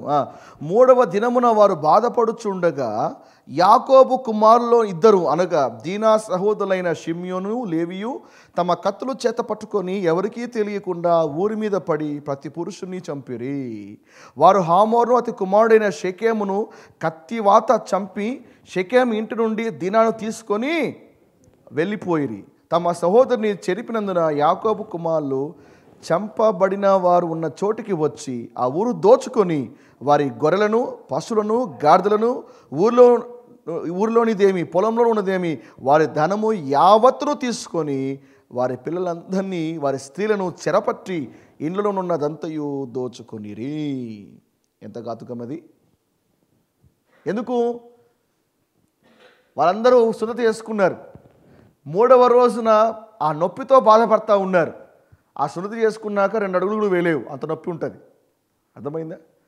ఆ నొప్పిలో ఊరు అందరూ కూడా సున్నతి చేసుకున్నారు. ఎందుకు సున్నతి కాన్సెప్ట్ పెట్టారు ఈ ఇద్దరు కుమారులు, ఈ సోదరులు అంటే ఆ నొప్పితో ఉన్నప్పుడు వారు ప్రతిఘటించలేరు కదా, ఈజీగా దాడి చేయొచ్చు, ఈజీగా కత్తి తీసుకుని అందరూ పొడిచి పారేయచ్చు, తాము డిఫెండ్ చేసుకొని కనీసము పరిగెత్తలేని కూడా పరిస్థితి. దాని కొరకు ఇక ప్రపోజల్ ముందు పెట్టారు. కానీ దాని వెనకాల ఉద్దేశం ఇది. ఎందుకంటే 7వ వచనం ఏం రాయబడిందంటే వారు కోపంతో ఊగిపోతున్నారంట. వాళ్ళకి కోపం వచ్చేసింది, లోపల భయంకరమైనటువంటి కోపము, ఆక్రోశము కట్టలు తెంచుకుంటా ఉంది. బట్ బయటికి మాత్రము చాలా చాలా మరి కపటముగా మాట్లాడుతూ ఉన్నారు. అమ్మో, ఒక వ్యక్తిలో ఇంత కపటం ఉంటుందా? బయటికి కనపడకుండానే కొందరు చాలా టాలెంటెడ్, లోపల ఎంతో ఉంటుంది, బయటికి మాత్రం చాలా కూల్ బేబీ అంటారు. కూల్, ఏం కాదు, అంతా ఓకే, సర్దుకుంటుంది, లోపల మాత్రం ఛాన్స్ కోసం వెయిట్ చేస్తూ అంటారు. వాట్ ఏ డ్రామా కదా ఇదంతా. బయటికి అది లోపల ఓ పక్కన లోపల కట్టలు తెచ్చుకుంటూ బయటికి మాత్రము సున్నతి గురించి ప్రపోజల్ గురించి అద్భుతంగా మాట్లాడుతున్నారంటే ఎంత మహానటులు అయి ఉండాలి వాళ్ళు. మనకన్నా కోపం వస్తే కళ్ళలోను మాటల్లోను ప్రవర్తనలో ఏదో రీతిగా బయటపడుతుంది. ఈయనకి ఎక్కడో రేగింది, అందుకే చాలా కంట్రోల్ చేసుకుంటున్నాడు. అప్పుడు మనమే బుద్ధం తట్టుకుంటాం, కంట్రోల్ లేదా all is well come on కదా. We try to control our anger. కానీ వీళ్ళు ఎంత ఎక్స్పర్ట్స్ అంటే వాళ్ళ కోపంతో ఉన్నారటువంటి ఆలోచన కానీ ఆ అనుమానం కానీ ఈ షెకెం వాళ్ళకి ఎవరికి రాలేదు. అంత బాగా మంచిగా బయటికి ప్రిటర్న్ చేశారు. సరే అని వీళ్ళు వెళ్ళి ఆ ఊళ్ళందరూ కూడా సున్నతి చేసుకుంటే వీళ్ళు వెయిట్ చేస్తారు. 3వ రోజు రాగానే షిమ్యోను లేవి ఆ సోదరులు, దీనా సోదరులు ఇద్దరు కత్తులు తీసుకొని బయలుదేరారు. పెద్ద పోటుమొగాలు. యుద్ధం చేయడానికి చేతగాక వేరే వాళ్ళు బలహీనులుగా ఉన్నప్పుడు చూసి 3వ రోజున బయలుదేరి ఊళ్ళో కనపడిన మొగలందరినీ కూడా ఊచకోత కోసుకుని వెళ్ళిపోయారు. Yes, what a strategy, what a disaster ఇది. ఏమిటరా ఇక్కడ మీకు ఒక మాట చెప్పాలి. ఏంటంటే కోపం అనేది మంచిదే, కోపపడుడి అని రాయబడి ఉంది. కోపపడుడి కానీ పాపం చేయకూడదు. కోపం తప్పు కాదు, కోపం ఉంటే సైతాన్ అంటారు. కోపం కాదు, మనిషికి దేవుడు అనేక ఇవి పెట్టాడు. దాంట్లో నవ్వు, ఆనందము, దుఃఖము, బాధ, ఏమని సంతోషం, ఇవన్నీ కూడా పెట్టాడు. దాంట్లో కోపం కూడా ఒకటే. ఏమని దేవుడు కూడా కోపగించుకోడా. అయితే దేవుని కోపం ఎప్పుడు కూడా న్యాయమైందే. అయితే ఈ కోపం అనేది రావాలి, కానీ ఆ కోపంలో పాపము చేయకూడదు. చాలామంది ఏదైనా తప్పు జరిగితే కోపం వస్తుంది. ఆ కోపంలో జరిగిన తప్పు కంటే వీలింగా ఘోరమైన తప్పు చేస్తా అంటారు. అర్థమైందే? ఒకవేళ భార్య మొబైల్ కావాలని అడుగుతుంది. ఎంతసేపుకి ఒకవేళ మొబైల్ కొనికపోతే రోజు పోరు పెట్టి పెట్టి పెట్టి పెట్టి ఇలా భార్య కోపం వస్తుంది. భార్యకు కోపం రాగానే సరే అని చెప్పేసి భర్త ఒక మొబైల్ తీసుకొస్తాం పట్టుకో అనగానే ఇప్పుడు తెచ్చేది మొబైల్ నెలకేసి బ్రధేమేలని కొట్టేస్తుంది. నెలకేసి కొట్టేస్తే మొబైల్ ఏమైపోయింది? 10,000 రూపాయలు మొబైల్ పగిలిపోయాయి. ఏమైపోయింది? కోపం కంటే డ్యామేజ్ ఎక్కువైపోయింది. చాలాసార్లు కోపంలోనే జరిగిన డ్యామేజ్ కంటే ఎక్కువ డ్యామేజ్ని కలగజేస్తూ ఉంటాం. ఆ కోపాలు ఉన్నప్పుడు మనం ముందు వెనకాల ఏమాత్రం ఆలోచన చేయం. ఈ పర్యవసనము, దీని పర్యవసనాలు ఎంతవరకు ఉంటాయి, ఇది ఎంత దూరం వెళ్తుంది, దీని యొక్క డ్యామేజ్ ఏ మేరకు ఉంటుంది, ఏమీ ఆలోచించకుండా మనం ఊగిపోతుంటాం. జరగాల్సిన డ్యామేజ్ జరుగుతుంది. అందుకే కోపం వచ్చినప్పుడు వెంటనే రియాక్ట్ కాకుండా కాస్త మనము ఆలోచించి కొంచెం మనము నిలదొక్కుని కాస్త ఆలోచించగలిగితే, డిసిషన్ తీసుకునే కంటే ముందుగా మన ఎమోషన్స్ అన్ని రైజ్లో ఉంటాయి. అవన్నీ కూడా కూల్ అయిన తర్వాత మనం ఒక డిసిషన్ తీసుకుని అప్పుడు ముందుకేస్తే ఆరోగ్యంగా ఉంటుంది. వీళ్ళు కూడా ఏమాత్రం ఆలోచించేలా ఆవేశం కట్టలు తెచ్చుకుంటా ఉంది. వెంటనే ప్రపోజల్ పెట్టేశారు. ఆ వెంటనే కత్తులు తీసుకొని ఊరి మీద పడి మొత్తం అందరినీ కూడా నరికి మారేశారు. అంటే కోపంలో వీళ్ళు పాపం చేశారు. కాబట్టి when you are in anger you should be very careful. గొడవ వచ్చి ఉంటుంది. ఆ గొడవలో కోపం వచ్చేసి నువ్వు కూడా టపీమని ఏదో ఒక అనేస్తుంటావు. అయిపోయి ఇంకా జరిగిన గొడవ పక్కన పెట్టేసి నువ్వు అన్న మాటకు ఇంకా పెద్ద రచ్చరచ్చ. అర్థమైందా? So that's why in anger if you are not able to control your thoughts and emotions, నువ్వు దాన్ని కంట్రోల్ చేయలేదు అట్లా అంటే దేవుడు నీ యొక్క వీక్ ఏరియాస్ని ఎక్స్పోజ్ చేస్తున్నాడు. నువ్వు ఎక్కడ బలహీనలో ఎక్కడ ఇంప్రూవ్ కావాలో అవన్నీ దేవుడు నీకు రివీల్ చేస్తున్నాడు. ఆ ఏరియాస్లో if you don't build your self, ఆ తర్వాత అదే మన పతనానికి కారణమవుతుంది. హల్లెలూయా. అందుకే కోపం ఏం చేయాలి? దుప్పటి దాన్ని పడుకుని నిద్రపోండి. పొద్దున్న చూసుకుందాం హ్యాపీగా. రాత్రంతా కోపం, రాత్రంతా గొడవ అయిందా, హ్యాపీగా వెళ్ళి పడుకొని దుప్పటి పడుకుని నిద్రపోతే పొద్దున కాలం ఎమోషన్స్ అన్నీ తగ్గిపోయి ఉంటాయి. అప్పుడు ఆలోచించండి. అర్థమవుతుందా? లేడీ ఇఫ్ యు ఆర్ చాలా కోపంగా ఉన్నావా, నువ్వు తట్టుకోలేకపోతుంటే ఆ ప్లేస్ నుంచి నువ్వు పక్కకి వెళ్ళిపో. ఆడే ఉంటే ఇంకా ఏమేమైపోతాయి. పక్కకి వెళ్ళిపోయేసి అలా బయటికి వెళ్ళి మంచిగా గాలి పిలిచి మన లోపలికి వచ్చేసి. Hallelujah. See anger is common for everyone. ప్రతి ఒక్కరికి కామనే. దాన్ని హ్యాండిల్ చేసే విధానం. కోపం అనేది అది సాధువు చేయబడిన ఒక గుర్రం లాంటిది. దాన్ని ఏం చేయాలి? ఆ కోపం అటువంటి గుర్రాన్ని కూడా సాధువు చేయాలి. దాన్ని టేమ్ చేయాలి. దాన్ని ఖచ్చితంగా దాన్ని దాలో తీసుకొని కరెక్ట్ మెథడ్లో దాన్ని మనము ఉండగలిగితే అప్పుడు అద్భుతంగా లైఫ్ ఉంటుంది. యేసు ప్రభు కూడా కోపగించుకొని ఆలయంలో ఉండేవన్నీ కూడా కింద పడేసాడు. అంటే మనం ప్లేట్ కింద పడేసేకి ఆయన కింద పడేసేకి చాలా తేడా ఉందనుకోండి, అది వేరే సంగతి. మన కింద పడేస్తాం, సంబంధం లేకుండా కింద పడేస్తుంటాం. ఆయన బల్లల్ని లేకుంటే గువ్వ పిల్లల్ని లేకపోతే అవన్నీ కూడా కింద పడేసాడు. ఆయన కూడా కోపంతో నా తండ్రి ఇంటిని మీరు వ్యాపారపు ఇల్లుగా మారుస్తారని ఆయన కింద ఆయన కూడా కోపం వచ్చింది. But that was a right anger, divine anger. ఆయన కోపగించుకున్నాడు. మనుషుల పట్ల మత పెద్దలు కూడా కఠిన హృదయం చూసి ఆయన కోపగించుకున్నాడు. సో ఆయన కూడా కోపం ఉంది, బట్ దాన్ని రైట్ ఛానల్ వైపు మలుస్తున్నాడు. రైట్ ఛానల్ వైపు మలుస్తూ ఉన్నాడు. హల్లెలూయా. ఆయన పాపం చూసి కోపగించుకున్నాడు. మతపరమైనటువంటి వాటిని చూసి కోపగించుకున్నాడు. దైవము కాని వాటి మీద కోపగించుకున్నాడు. ఆయన తన కోపాన్ని రైట్ వైపు ఛానల్ చేశాడు. అందుకే ఆయన బ్లెస్ అయ్యాడు. అందుకే ఆయన గొప్పగా ఆయన వాడబడ్డాడు. సో ఈవెన్ నీ యాంగర్, నువ్వు ఎంత మంచి వ్యక్తి అయినా కోపాన్ని కరెక్ట్గా హ్యాండిల్ చేయకపోతే అందరికీ నీకున్న మంచి పేరంతా కూడా పోతుంది. ఎన్నో చేసి ఉంటావు. ఒక చిన్న మాటకి, ఒక చిన్న ఆవేశానికి నువ్వు చేసినంతా కూడా పాయ. ఆ పదవి అదే కావాల్సింది. కోపంలో నిన్ను ఉడికించాలి. కోపంలో నేను బాగా ఉడికింపచేసి నీతో తప్పు చేయించాలి. అంతవరకు నీకున్న క్రెడిట్స్, అంతవరకు నీకున్నటువంటి పేరు ఇవన్నీ కూడా ఒకసారిగా కింద పడిపోతాయి. కాబట్టి ఇద్దరు కూడా కత్తులు తీసుకొని బయలుదేరాడు. ఊర్లోకి బయలుదేరేసి అందరినీ కూడా ఊచకోత కోసేశారు. ఏమిట్రా వీళ్ళు చేసినటువంటి ఒక ఎమోషనల్ ఉద్రేకపడటువంటి ఆ పని కొరకు శపించబడ్డారు. వాళ్ళు తండ్రి చేతినే శపించబడ్డారు. ఆదికాండము 49వ అధ్యాయం. ఎందుకంటే ఊళ్ళో ఉన్న ప్రతి ఒక్క పురుషుని చంపిన తర్వాత ఎంతమంది ఆడవాళ్ళు ఏడ్చింటారు, ఎంతమంది చిన్నపిల్లలు ఏడ్చింటారు. ఊరంతా కూడా వల్లకాడైపోయింది. అసలు మగదిక్కలేనటువంటి ఒక ఊరుగా మారిపోయింది ఆ ఊరంతా. అందుకే 49వ అధ్యాయము 5, 6 వచనాలు చూస్తే యాకోబు మాట్లాడుతున్నాడు ఈ ఇద్దరు కుమారుల గురించి, ఈ ఇద్దరు కుమారులు చేసేటువంటి పని గురించి. ఏమని? షిమ్యోను, లేవి అను వారు సహోదరులు, వారు ఖడ్గములు, బలాత్కారపు ఆయుధములు.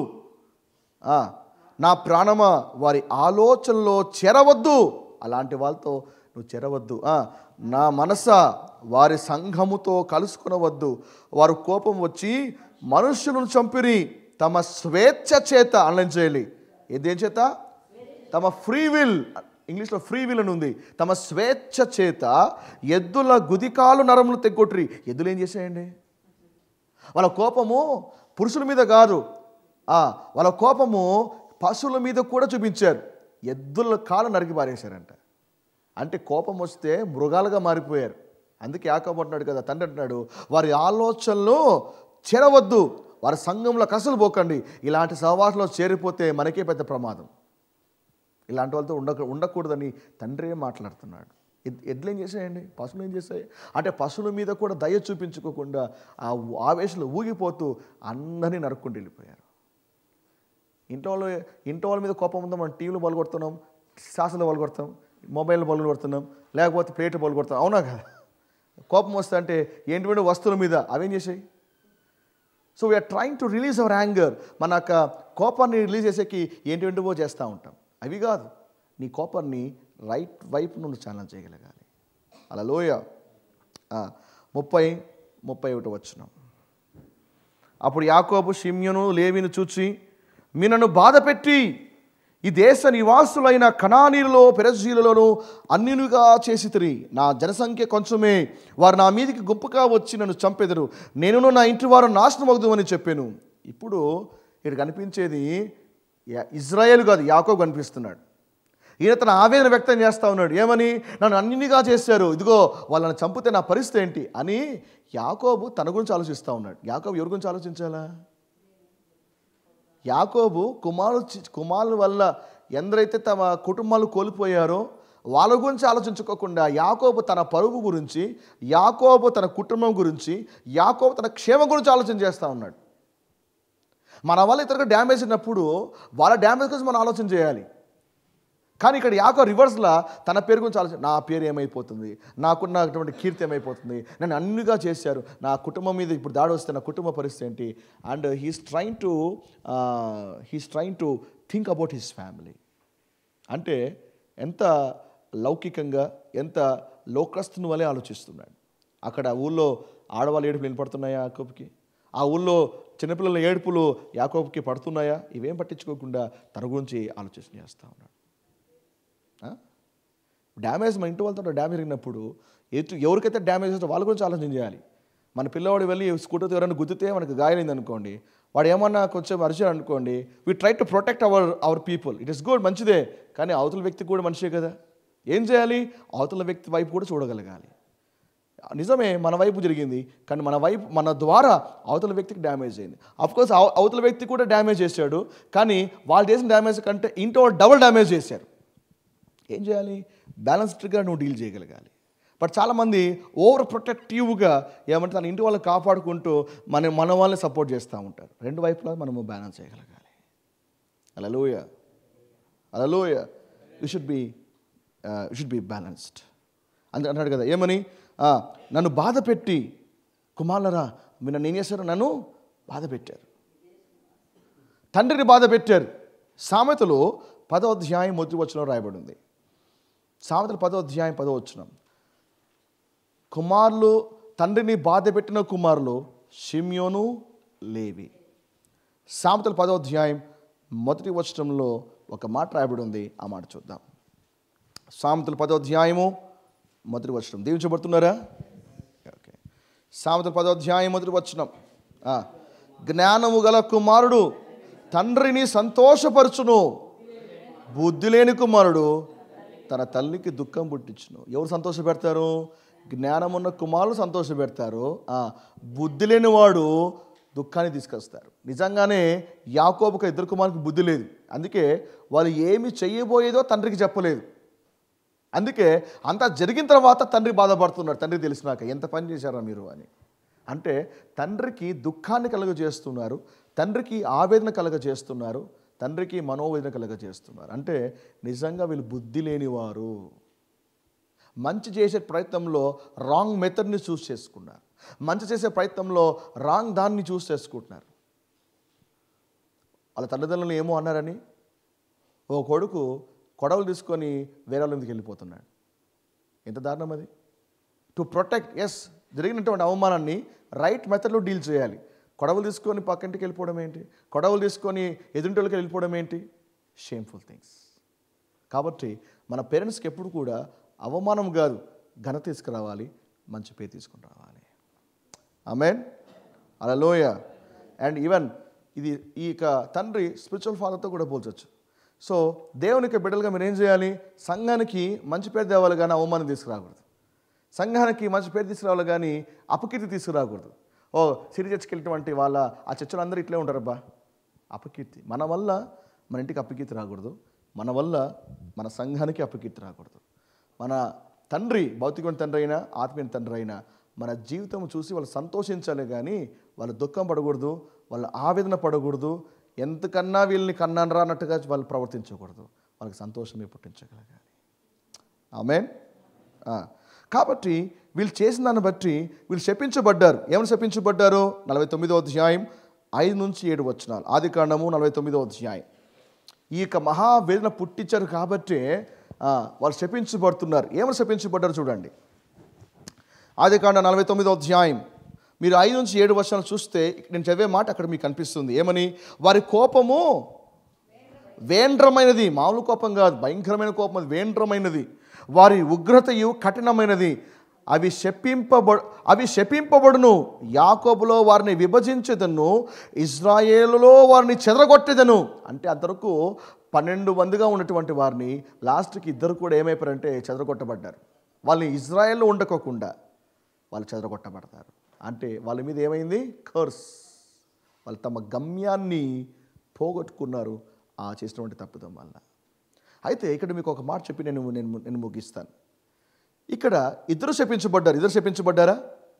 ఇజ్రాయేల్ ఉండకోకుండా ఇద్దరు కూడా శపించబడ్డారు, ఇద్దరు కూడా తొలగించబడ్డారు.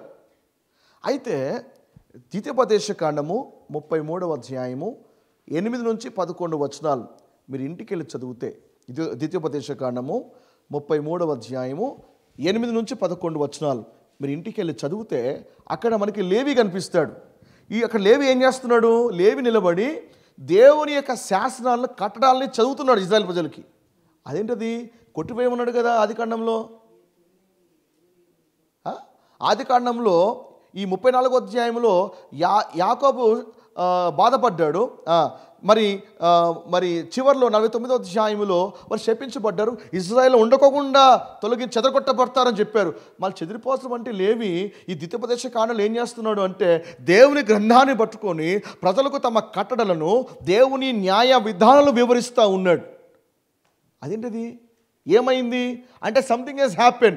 శపించబడినవాడు శాపంలోంచి బయటకు వచ్చి దేవుని గ్రంథాలను తీసుకొని ప్రజలకు వివరిస్తూ ఉన్నాడు.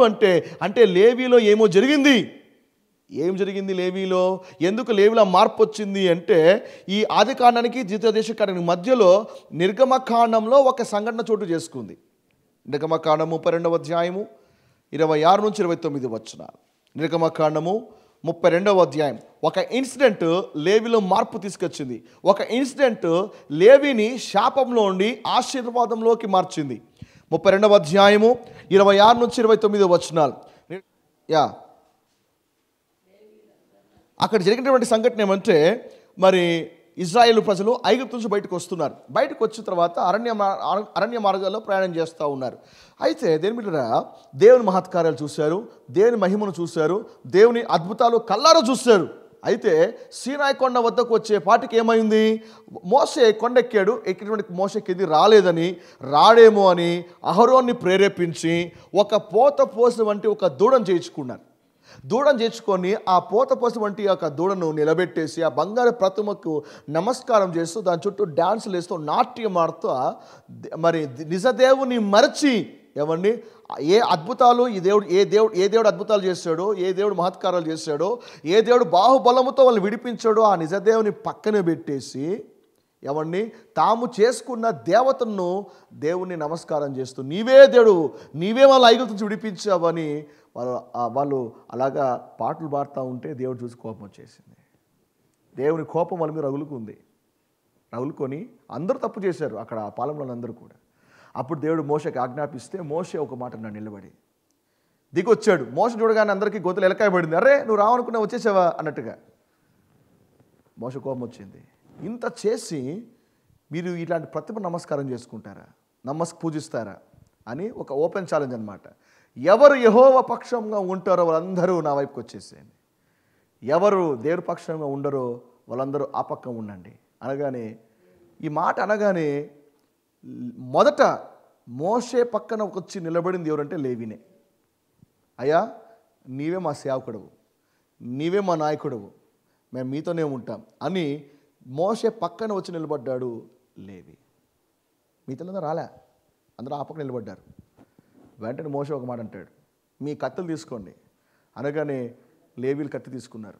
తీసుకొని మీ సహోదరుల మీద తిరగబడినటువంటి లేకపోతే మూర్ఖులైన నిజదేవుని మరిచిన వీళ్ళందరినీ ఖడ్గముతో లేబారైంది అంటే లేవి కత్తి తీసుకొని సహోదరుల మీద పడి తిరగబడాలందరినీ కూడా నరికి మారేస్తాడు. అర్థమవుతుందా? నా ఇక్కడ మీరు గమనించాలి, 34వ అధ్యాయంలో చేసిన పని నిర్గమకాండము 32వ అధ్యాయంలో చేస్తారు. ఆ అధ్యాయంలో కత్తి తీసుకొని ఎవరు మీద పడ్డారు? షెకెం అన్యుల ఒక ప్రజల మీద పడ్డారు. అన్యుల మీద పడి వాళ్ళందరినీ లేపేశారు. ఇప్పుడు ఈ అధ్యాయంలో సోదరుల మీద పడి కత్తి పట్టుకొని సోదరుని లేపారేసినారు.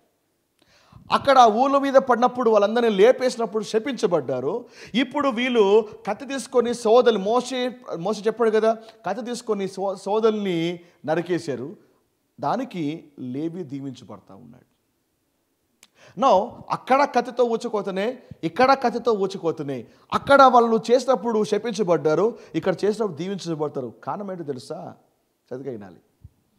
అక్కడ వాళ్ళు సెల్ఫ్ విల్ అంటే వాళ్ళ మూర్ఖమైనటువంటి ఒక చిత్తముతో ముందుకెళ్ళి ఏమన్నీ మ్యాటర్ని ఓన్ హ్యాండ్స్లో తీసుకొని ముందుకెళ్ళి చేశారు కాబట్టి శపించబడ్డారు. ఇక్కడ ఈ సంఘటనలో ఏంటంటే దేవుని ఆజ్ఞకు లోబడి, దేవుని మాటకు లోబడి కత్తి తిప్పారు. అందుకే శాపంలో ఉన్నటువంటి వీళ్ళు మరి మోషే వ్యక్తిని హత్తుకున్నారు కాబట్టి, మోసే పక్షంగా నిలబడ్డాడు కాబట్టి శాపం కింద ఉన్నవాడు దేవుని కిందకి వచ్చేసాడు. వాళ్ళు రైట్ లీడర్షిప్ కిందకి వచ్చారు కాబట్టి దే ఆర్ బ్లెస్డ్. నెంబర్ 2, రెండవది ఏం డిఫరెన్స్ అంటే అక్కడ వాళ్ళు ఊచకోత కోసినప్పుడు షెకెం ఒకటి తప్పు చేశాడు, ఊళ్ళో తప్పు చేయలేదు కదా, ఊళ్ళో మగలందరూ తప్పు చేయలేదు కదా, ఎద్దులు తప్పు చేయలేదు కదా, అయితే అందరూ లేబారేసి అందుకే శపించబడ్డారు. ఇక్కడ ఈ అధ్యాయంలో ఏంటంటే ఇజ్రాయెల్ అందరూ తప్పు చేశారు. అందరూ కూడా దేవుని మహిమ చూసిన వాళ్ళే, అందరూ యోర్దాను దాటిన వాళ్ళే, అందరూ కూడా దేవుని అద్భుతాలు 10 తెగులు కల్లారు చూసిన వాళ్ళే. Everyone sinned. అందుకే జడ్జిమెంట్ వచ్చింది, లేవి దాన్ని ఎగ్జిక్యూట్ చేసేసాడు. హల్లెలూయా. అందుకే లేవి దీవించబడ్డాడు. లేవి ఎన్నుకున్న ఈ ఒక మంచి పని కొరకై లేవి తీసుకున్న డెసిషన్ బట్టి శాపం కింద ఉన్నటువంటి లేవి దేవుని కిందకి వచ్చేసాడు.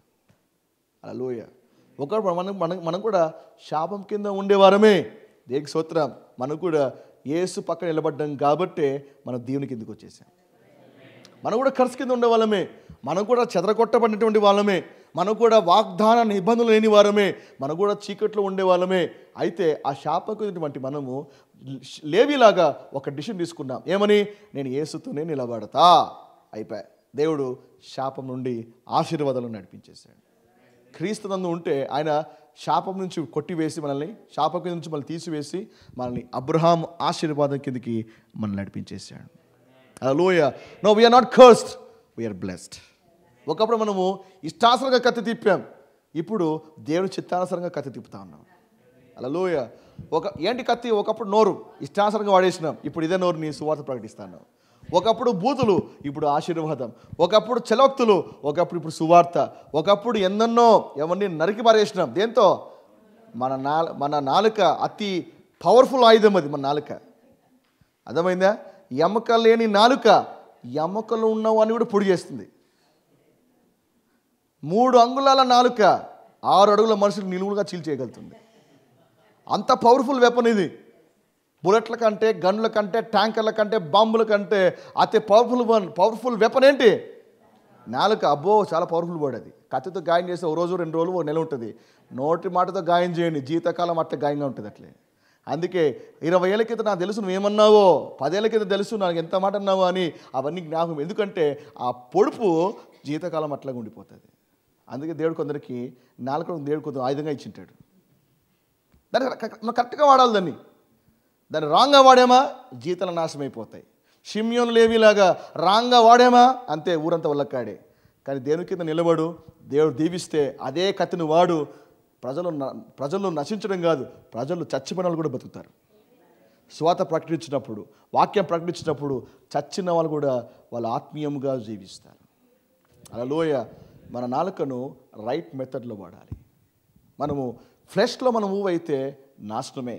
But when we move under the god's direction, then ఆ ఆయుధాన్ని దేవుడు అద్భుతంగా దీవిస్తాడు. హల్లెలూయా, హల్లెలూయా. దీవించబడుతున్నారా? హల్లెలూయా. సో కాబట్టి అండ్ ఊరంతా కూడా వల్లకాడైపోయింది. అంటే 34వ అధ్యాయానికి వస్తాం. ఊరంతా కూడా వల్లకాడైపోయింది. యాకోబు బాధపడుతున్నాడు. ఎంత పని చేశారా, మీ వలన ఈరోజు ఊరు వదిలిపెట్టాల్సి వస్తుంది. బికాస్ ఈ యాక్ట్ బట్టి, ఈ పని బట్టి, ఒక వ్యక్తి తప్పిదాము బట్టి వాళ్ళు ఊరు వదిలిపెట్టాల్సిన పరిస్థితి ఏర్పడింది. ఈ మధ్య నేను ముగించేస్తున్నాను. ఒక వ్యక్తి తప్పు. ఎవరు ఆ వ్యక్తి అంటే, వ్యక్తిగతంగా తీసుకుంటే ప్రతి ఒక్కరు ఆ ఇంట్లో ప్రతి ఒక్కరు కూడా వ్యక్తిగతంగా తప్పు చేశారు. యాకోబు ఒక తప్పు చేశాడు. అదే మరి బేతెలకు వెళ్ళి ఉంటే ఇంత గొప్ప కుమార్తెను పోగొట్టుకునేవాడా? ఆ 2 కుమారులు హంతకులు అయ్యేవాళ్ళ? ఊరి యొక్క మరి ఒక దోష శిక్ష వాళ్ళ మీద పడేదా? ఊరు వదిలిపెట్టాల్సినటువంటి పరిస్థితి వచ్చేదా? ఊళ్ళో అవమానం పాలయ్యేవాడా? అన్యుల మధ్య హేళనగా అయ్యేవాడా? ఇవన్నీ తప్పించబడి ఉండేది కదా. ఒక వ్యక్తి ఒక రాంగ్ చాయిస్ వల్ల ఊరు వదిలిపెట్టాల్సి వచ్చింది. దీన ఒక చిన్న మిస్టేక్, ఆ ఊళ్ళోకి పోకుండా ఉన్నింటెగిన మరి కుమారులు అలాగుండే అయ్యేవారు కాదు. తన వల్ల ఊళ్ళోళ్ళందరి ప్రాణాలు కూడా పోయి ఉండేది కాదు. ఒక వ్యక్తి ఒక మిస్టేక్. అండ్ కుమారుల విషయంకి వస్తే వాళ్ళు చేసిన ఆ పని కొరకు అందరూ డ్యామేజ్ అయినప్పటికీ కూడా మరి రీకన్సిలేషన్ కోసం వచ్చారు, సమాధానపడడానికి వాళ్ళ ఊళ్ళో వచ్చారు. కానీ వీళ్ళు చేసిన ఒక పనికి ఊరినే వదిలిపెట్టాల్సిన పరిస్థితి ఏర్పడింది. ఈరోజు చాలామంది మంచిగా బతుకుతూ ఒక బ్లండర్ వల్ల ఊళ్ళనే వదిలిపెట్టాల్సిన పరిస్థితి వస్తూ ఉంది. అప్పులు ఎక్కువ చేసి, ఒక చిన్న బ్లండర్ ఎవరిని, లేకపోతే ఎక్కడో తప్పు చేసి, ఎక్కడో రాంగ్ చేసి. రిలయన్స్లో నేను ఉద్యోగం చేస్తున్నప్పుడు చాలామంది మరి నా తోటి స్టాఫ్ అంతా కూడా ప్రపోజల్ ఒకటైతే దానిలో రాసేది ఒకటి, కస్టమర్ అడిగింది అయితే వాళ్ళు రాసేది ఒకటి, రాంగ్ ఇన్ఫర్మేషన్ ఇవ్వడం, వయసులు తప్పి రాయడం, లేకపోతే ఇంకోటి తప్పి రాయడం, ఏదో రాంగ్ ఇన్ఫర్మేషన్. ఎందుకంటే వాళ్ళకి టార్గెట్ ఫుల్ అవ్వాలి. వాళ్ళకి ఉన్నట్టుగా కరెక్ట్గా రాయరు. దట్ వై వాళ్ళందరూ ఏంటంటే, నేను వాళ్ళకి చెప్తున్నాను, అరే మీరు తప్పు చేస్తే ఊళ్ళు పెట్టాలి. ఎందుకంటే కస్టమర్లు ఊరుకుంటారా? ఉండరు. ఉన్నట్టుగా రాయండి అని చెప్తే రాయలే. అందుకే దట్స్ వై. అండ్ ఎప్పుడైతే వాళ్ళ ఉద్యోగాలు అంటే ఆ బ్లండర్స్ బయటపడ్డాయో తమ ఉద్యోగాలు వదిలిపెట్టి ఊళ్ళోనే వదిలిపెట్టి వెళ్ళిపోయిన వాళ్ళు చాలామంది ఉన్నారు. ఊళ్ళోనే వదిలిపెట్టారు. మా సొంత బాస్ ఊరు వదిలిపెట్టి వెళ్ళిపోయాడు. Wrong selling. అంటే ఒక వ్యక్తి రాంగ్గా వెళ్తే, తప్పు చేస్తే మన సాక్ష్యం పోతుంది, ఉన్న ఊళ్ళో మన పేరు పోతుంది, ఊరే వదిలిపెట్టాల్సిన పరిస్థితి పడుతుంది. One wrong act. ఎందరో సేవకులు ఊళ్ళోనే వదిలిపెట్టి వెళ్ళిపోతున్నారు. One wrong act. హిమ్ అని చెప్పేసి ఒక సంస్థ ఒకప్పుడు కొన్ని సంవత్సరాల కిందట హిమ్ అని ఇంత కట్టని ఇంత డబ్బులు వస్తాయని చెప్పేసి ఒక ఊరంతా తిరిగేసి అనేకులకి డబ్బులు ఇంత కట్టండి 4 నెలల నుంచి డబ్బులు వస్తాయని చెప్పేసి హిమ్ అనే ఒక పేపర్ కూడా చాలా వచ్చింది. హిమ్ అని మీ వచ్చినలో తెలిసే ఉంటుంది. చాలామంది పాస్టర్లు ఆశపడ్డారు దానికి. వీళ్ళందరూ కూడా ఏంటంటే పాస్టర్లతో కుమ్మక్కారు. మీ విశ్వాసులతో ఎంత కట్టించండి, వాళ్ళు ఎంత కడతారో దాంట్లో దశభాగం మీకే అంటే పాస్టర్లు డబ్బులకు ఆశపడి చర్చలు అనౌన్స్ చేసి మీరు కూడా డబ్బులు కట్టండి, ఇంత డబ్బులు వస్తాయంటే పాపం అందరూ కూడా బంగారు పెట్టేసి అవి పెట్టి ఇవి పెట్టి దాంట్లో ఈ స్కీమ్లో చేరిపోయి వాళ్ళు చేయడమే కాదు, వాళ్ళు చెడిపోవడమే కాదు, పక్కలో చెడగొట్టారు. చెడపకురా చెడేవు అన్నట్టుగా వాళ్ళు చెడిపోయేసి పక్కలో చెడగొట్టేసి వాళ్ళు కూడా బయటికి ₹2 ₹3 వడ్డీ తీసుకొచ్చి మళ్ళీ దాంట్లో స్కీములో పెట్టి లక్షలు వస్తే అప్ఫ్రంట్గా పాస్టర్కి వెంటనే 10 లక్షలు వస్తే దానిలో దశభాగం ఏమంటే ₹1,00,000 పాస్టర్కి ఇచ్చేసి ఏమి లేని సైకిల్ దొక్కే పాస్టర్ ఉన్న పాటకనే 2-3 నెలలకు కాలు తిరుగుతున్నాడు. ఇంత నాకు అప్పుడు అర్థమయ్యేది కాదు, సేవకులు ఇంత అద్భుతంగా బాగా డెవలప్ కావడం ఏంట్రా, సైకిల్ దిక్కే వాళ్ళు కాలు తిరగడం ఏంటి, ఏమి లేని వాడు ఖరీదైనటువంటి కారు, ఖరీదైనటువంటి బట్టలు, నాకు అప్పుడు అర్థమయ్యేది కాదు. ఆ తర్వాత ఈ విషయం అంతా తెలిసింది. తర్వాత హిమ్కి ఏమైందో ఆ మినిస్ట్రీకి అర్థమైంది. కేసు ఫైల్ చేసి అంత బోగస్ అని ప్రలోభాలు గురి చేసి డబ్బులు కట్టేసుకొని మొత్తం మినిస్ట్రీ అంతా ఎత్తేసి కేసు ఫైల్ అయ్యి కట్టిన డబ్బులు ఏమీకి రాలేదు. ప్రెషర్ ఎవరి మీద? పాస్టర్ మీదనే. నువ్వు కడతావా లేకుంటే ఊడతావా, కడతావా పోతావా సంబంధం లేదు. అన్నీ ఒక్కసారిగా ముప్పేట ఉన్న విశ్వాసం అందరూ కూడా కాపరి మీద పడితే ఏమైపోతాడు కాపరి. కొందరు కాపర్లు తమ ప్రాణాలని పోగొట్టుకున్నారు, సూసైడ్ చేసుకున్నారు, గుండా చచ్చిపోయారు. కొందరైతే వేధింపులు తట్టుకోలేక నాకు సేవ వద్దు చచ్చొద్దురా అని చెప్పా పెట్టుకోకుండానే ఊరు వదిలిపెట్టిపోయిన వాళ్ళు చాలామంది ఉన్నారు. One wrong choice. ఆ రోజు నేను వాళ్ళకి ముందే చెప్పాను కొంతమందికి, అయ్యా ఇది వాక్యానుసారమైంది కాదు, ఫ్రీగా వస్తుందంటే కొంచెం ఆలోచించండి. ఎందుకంటే ఇలాంటి స్కీమ్స్ బయలు ఒప్పుకోవు.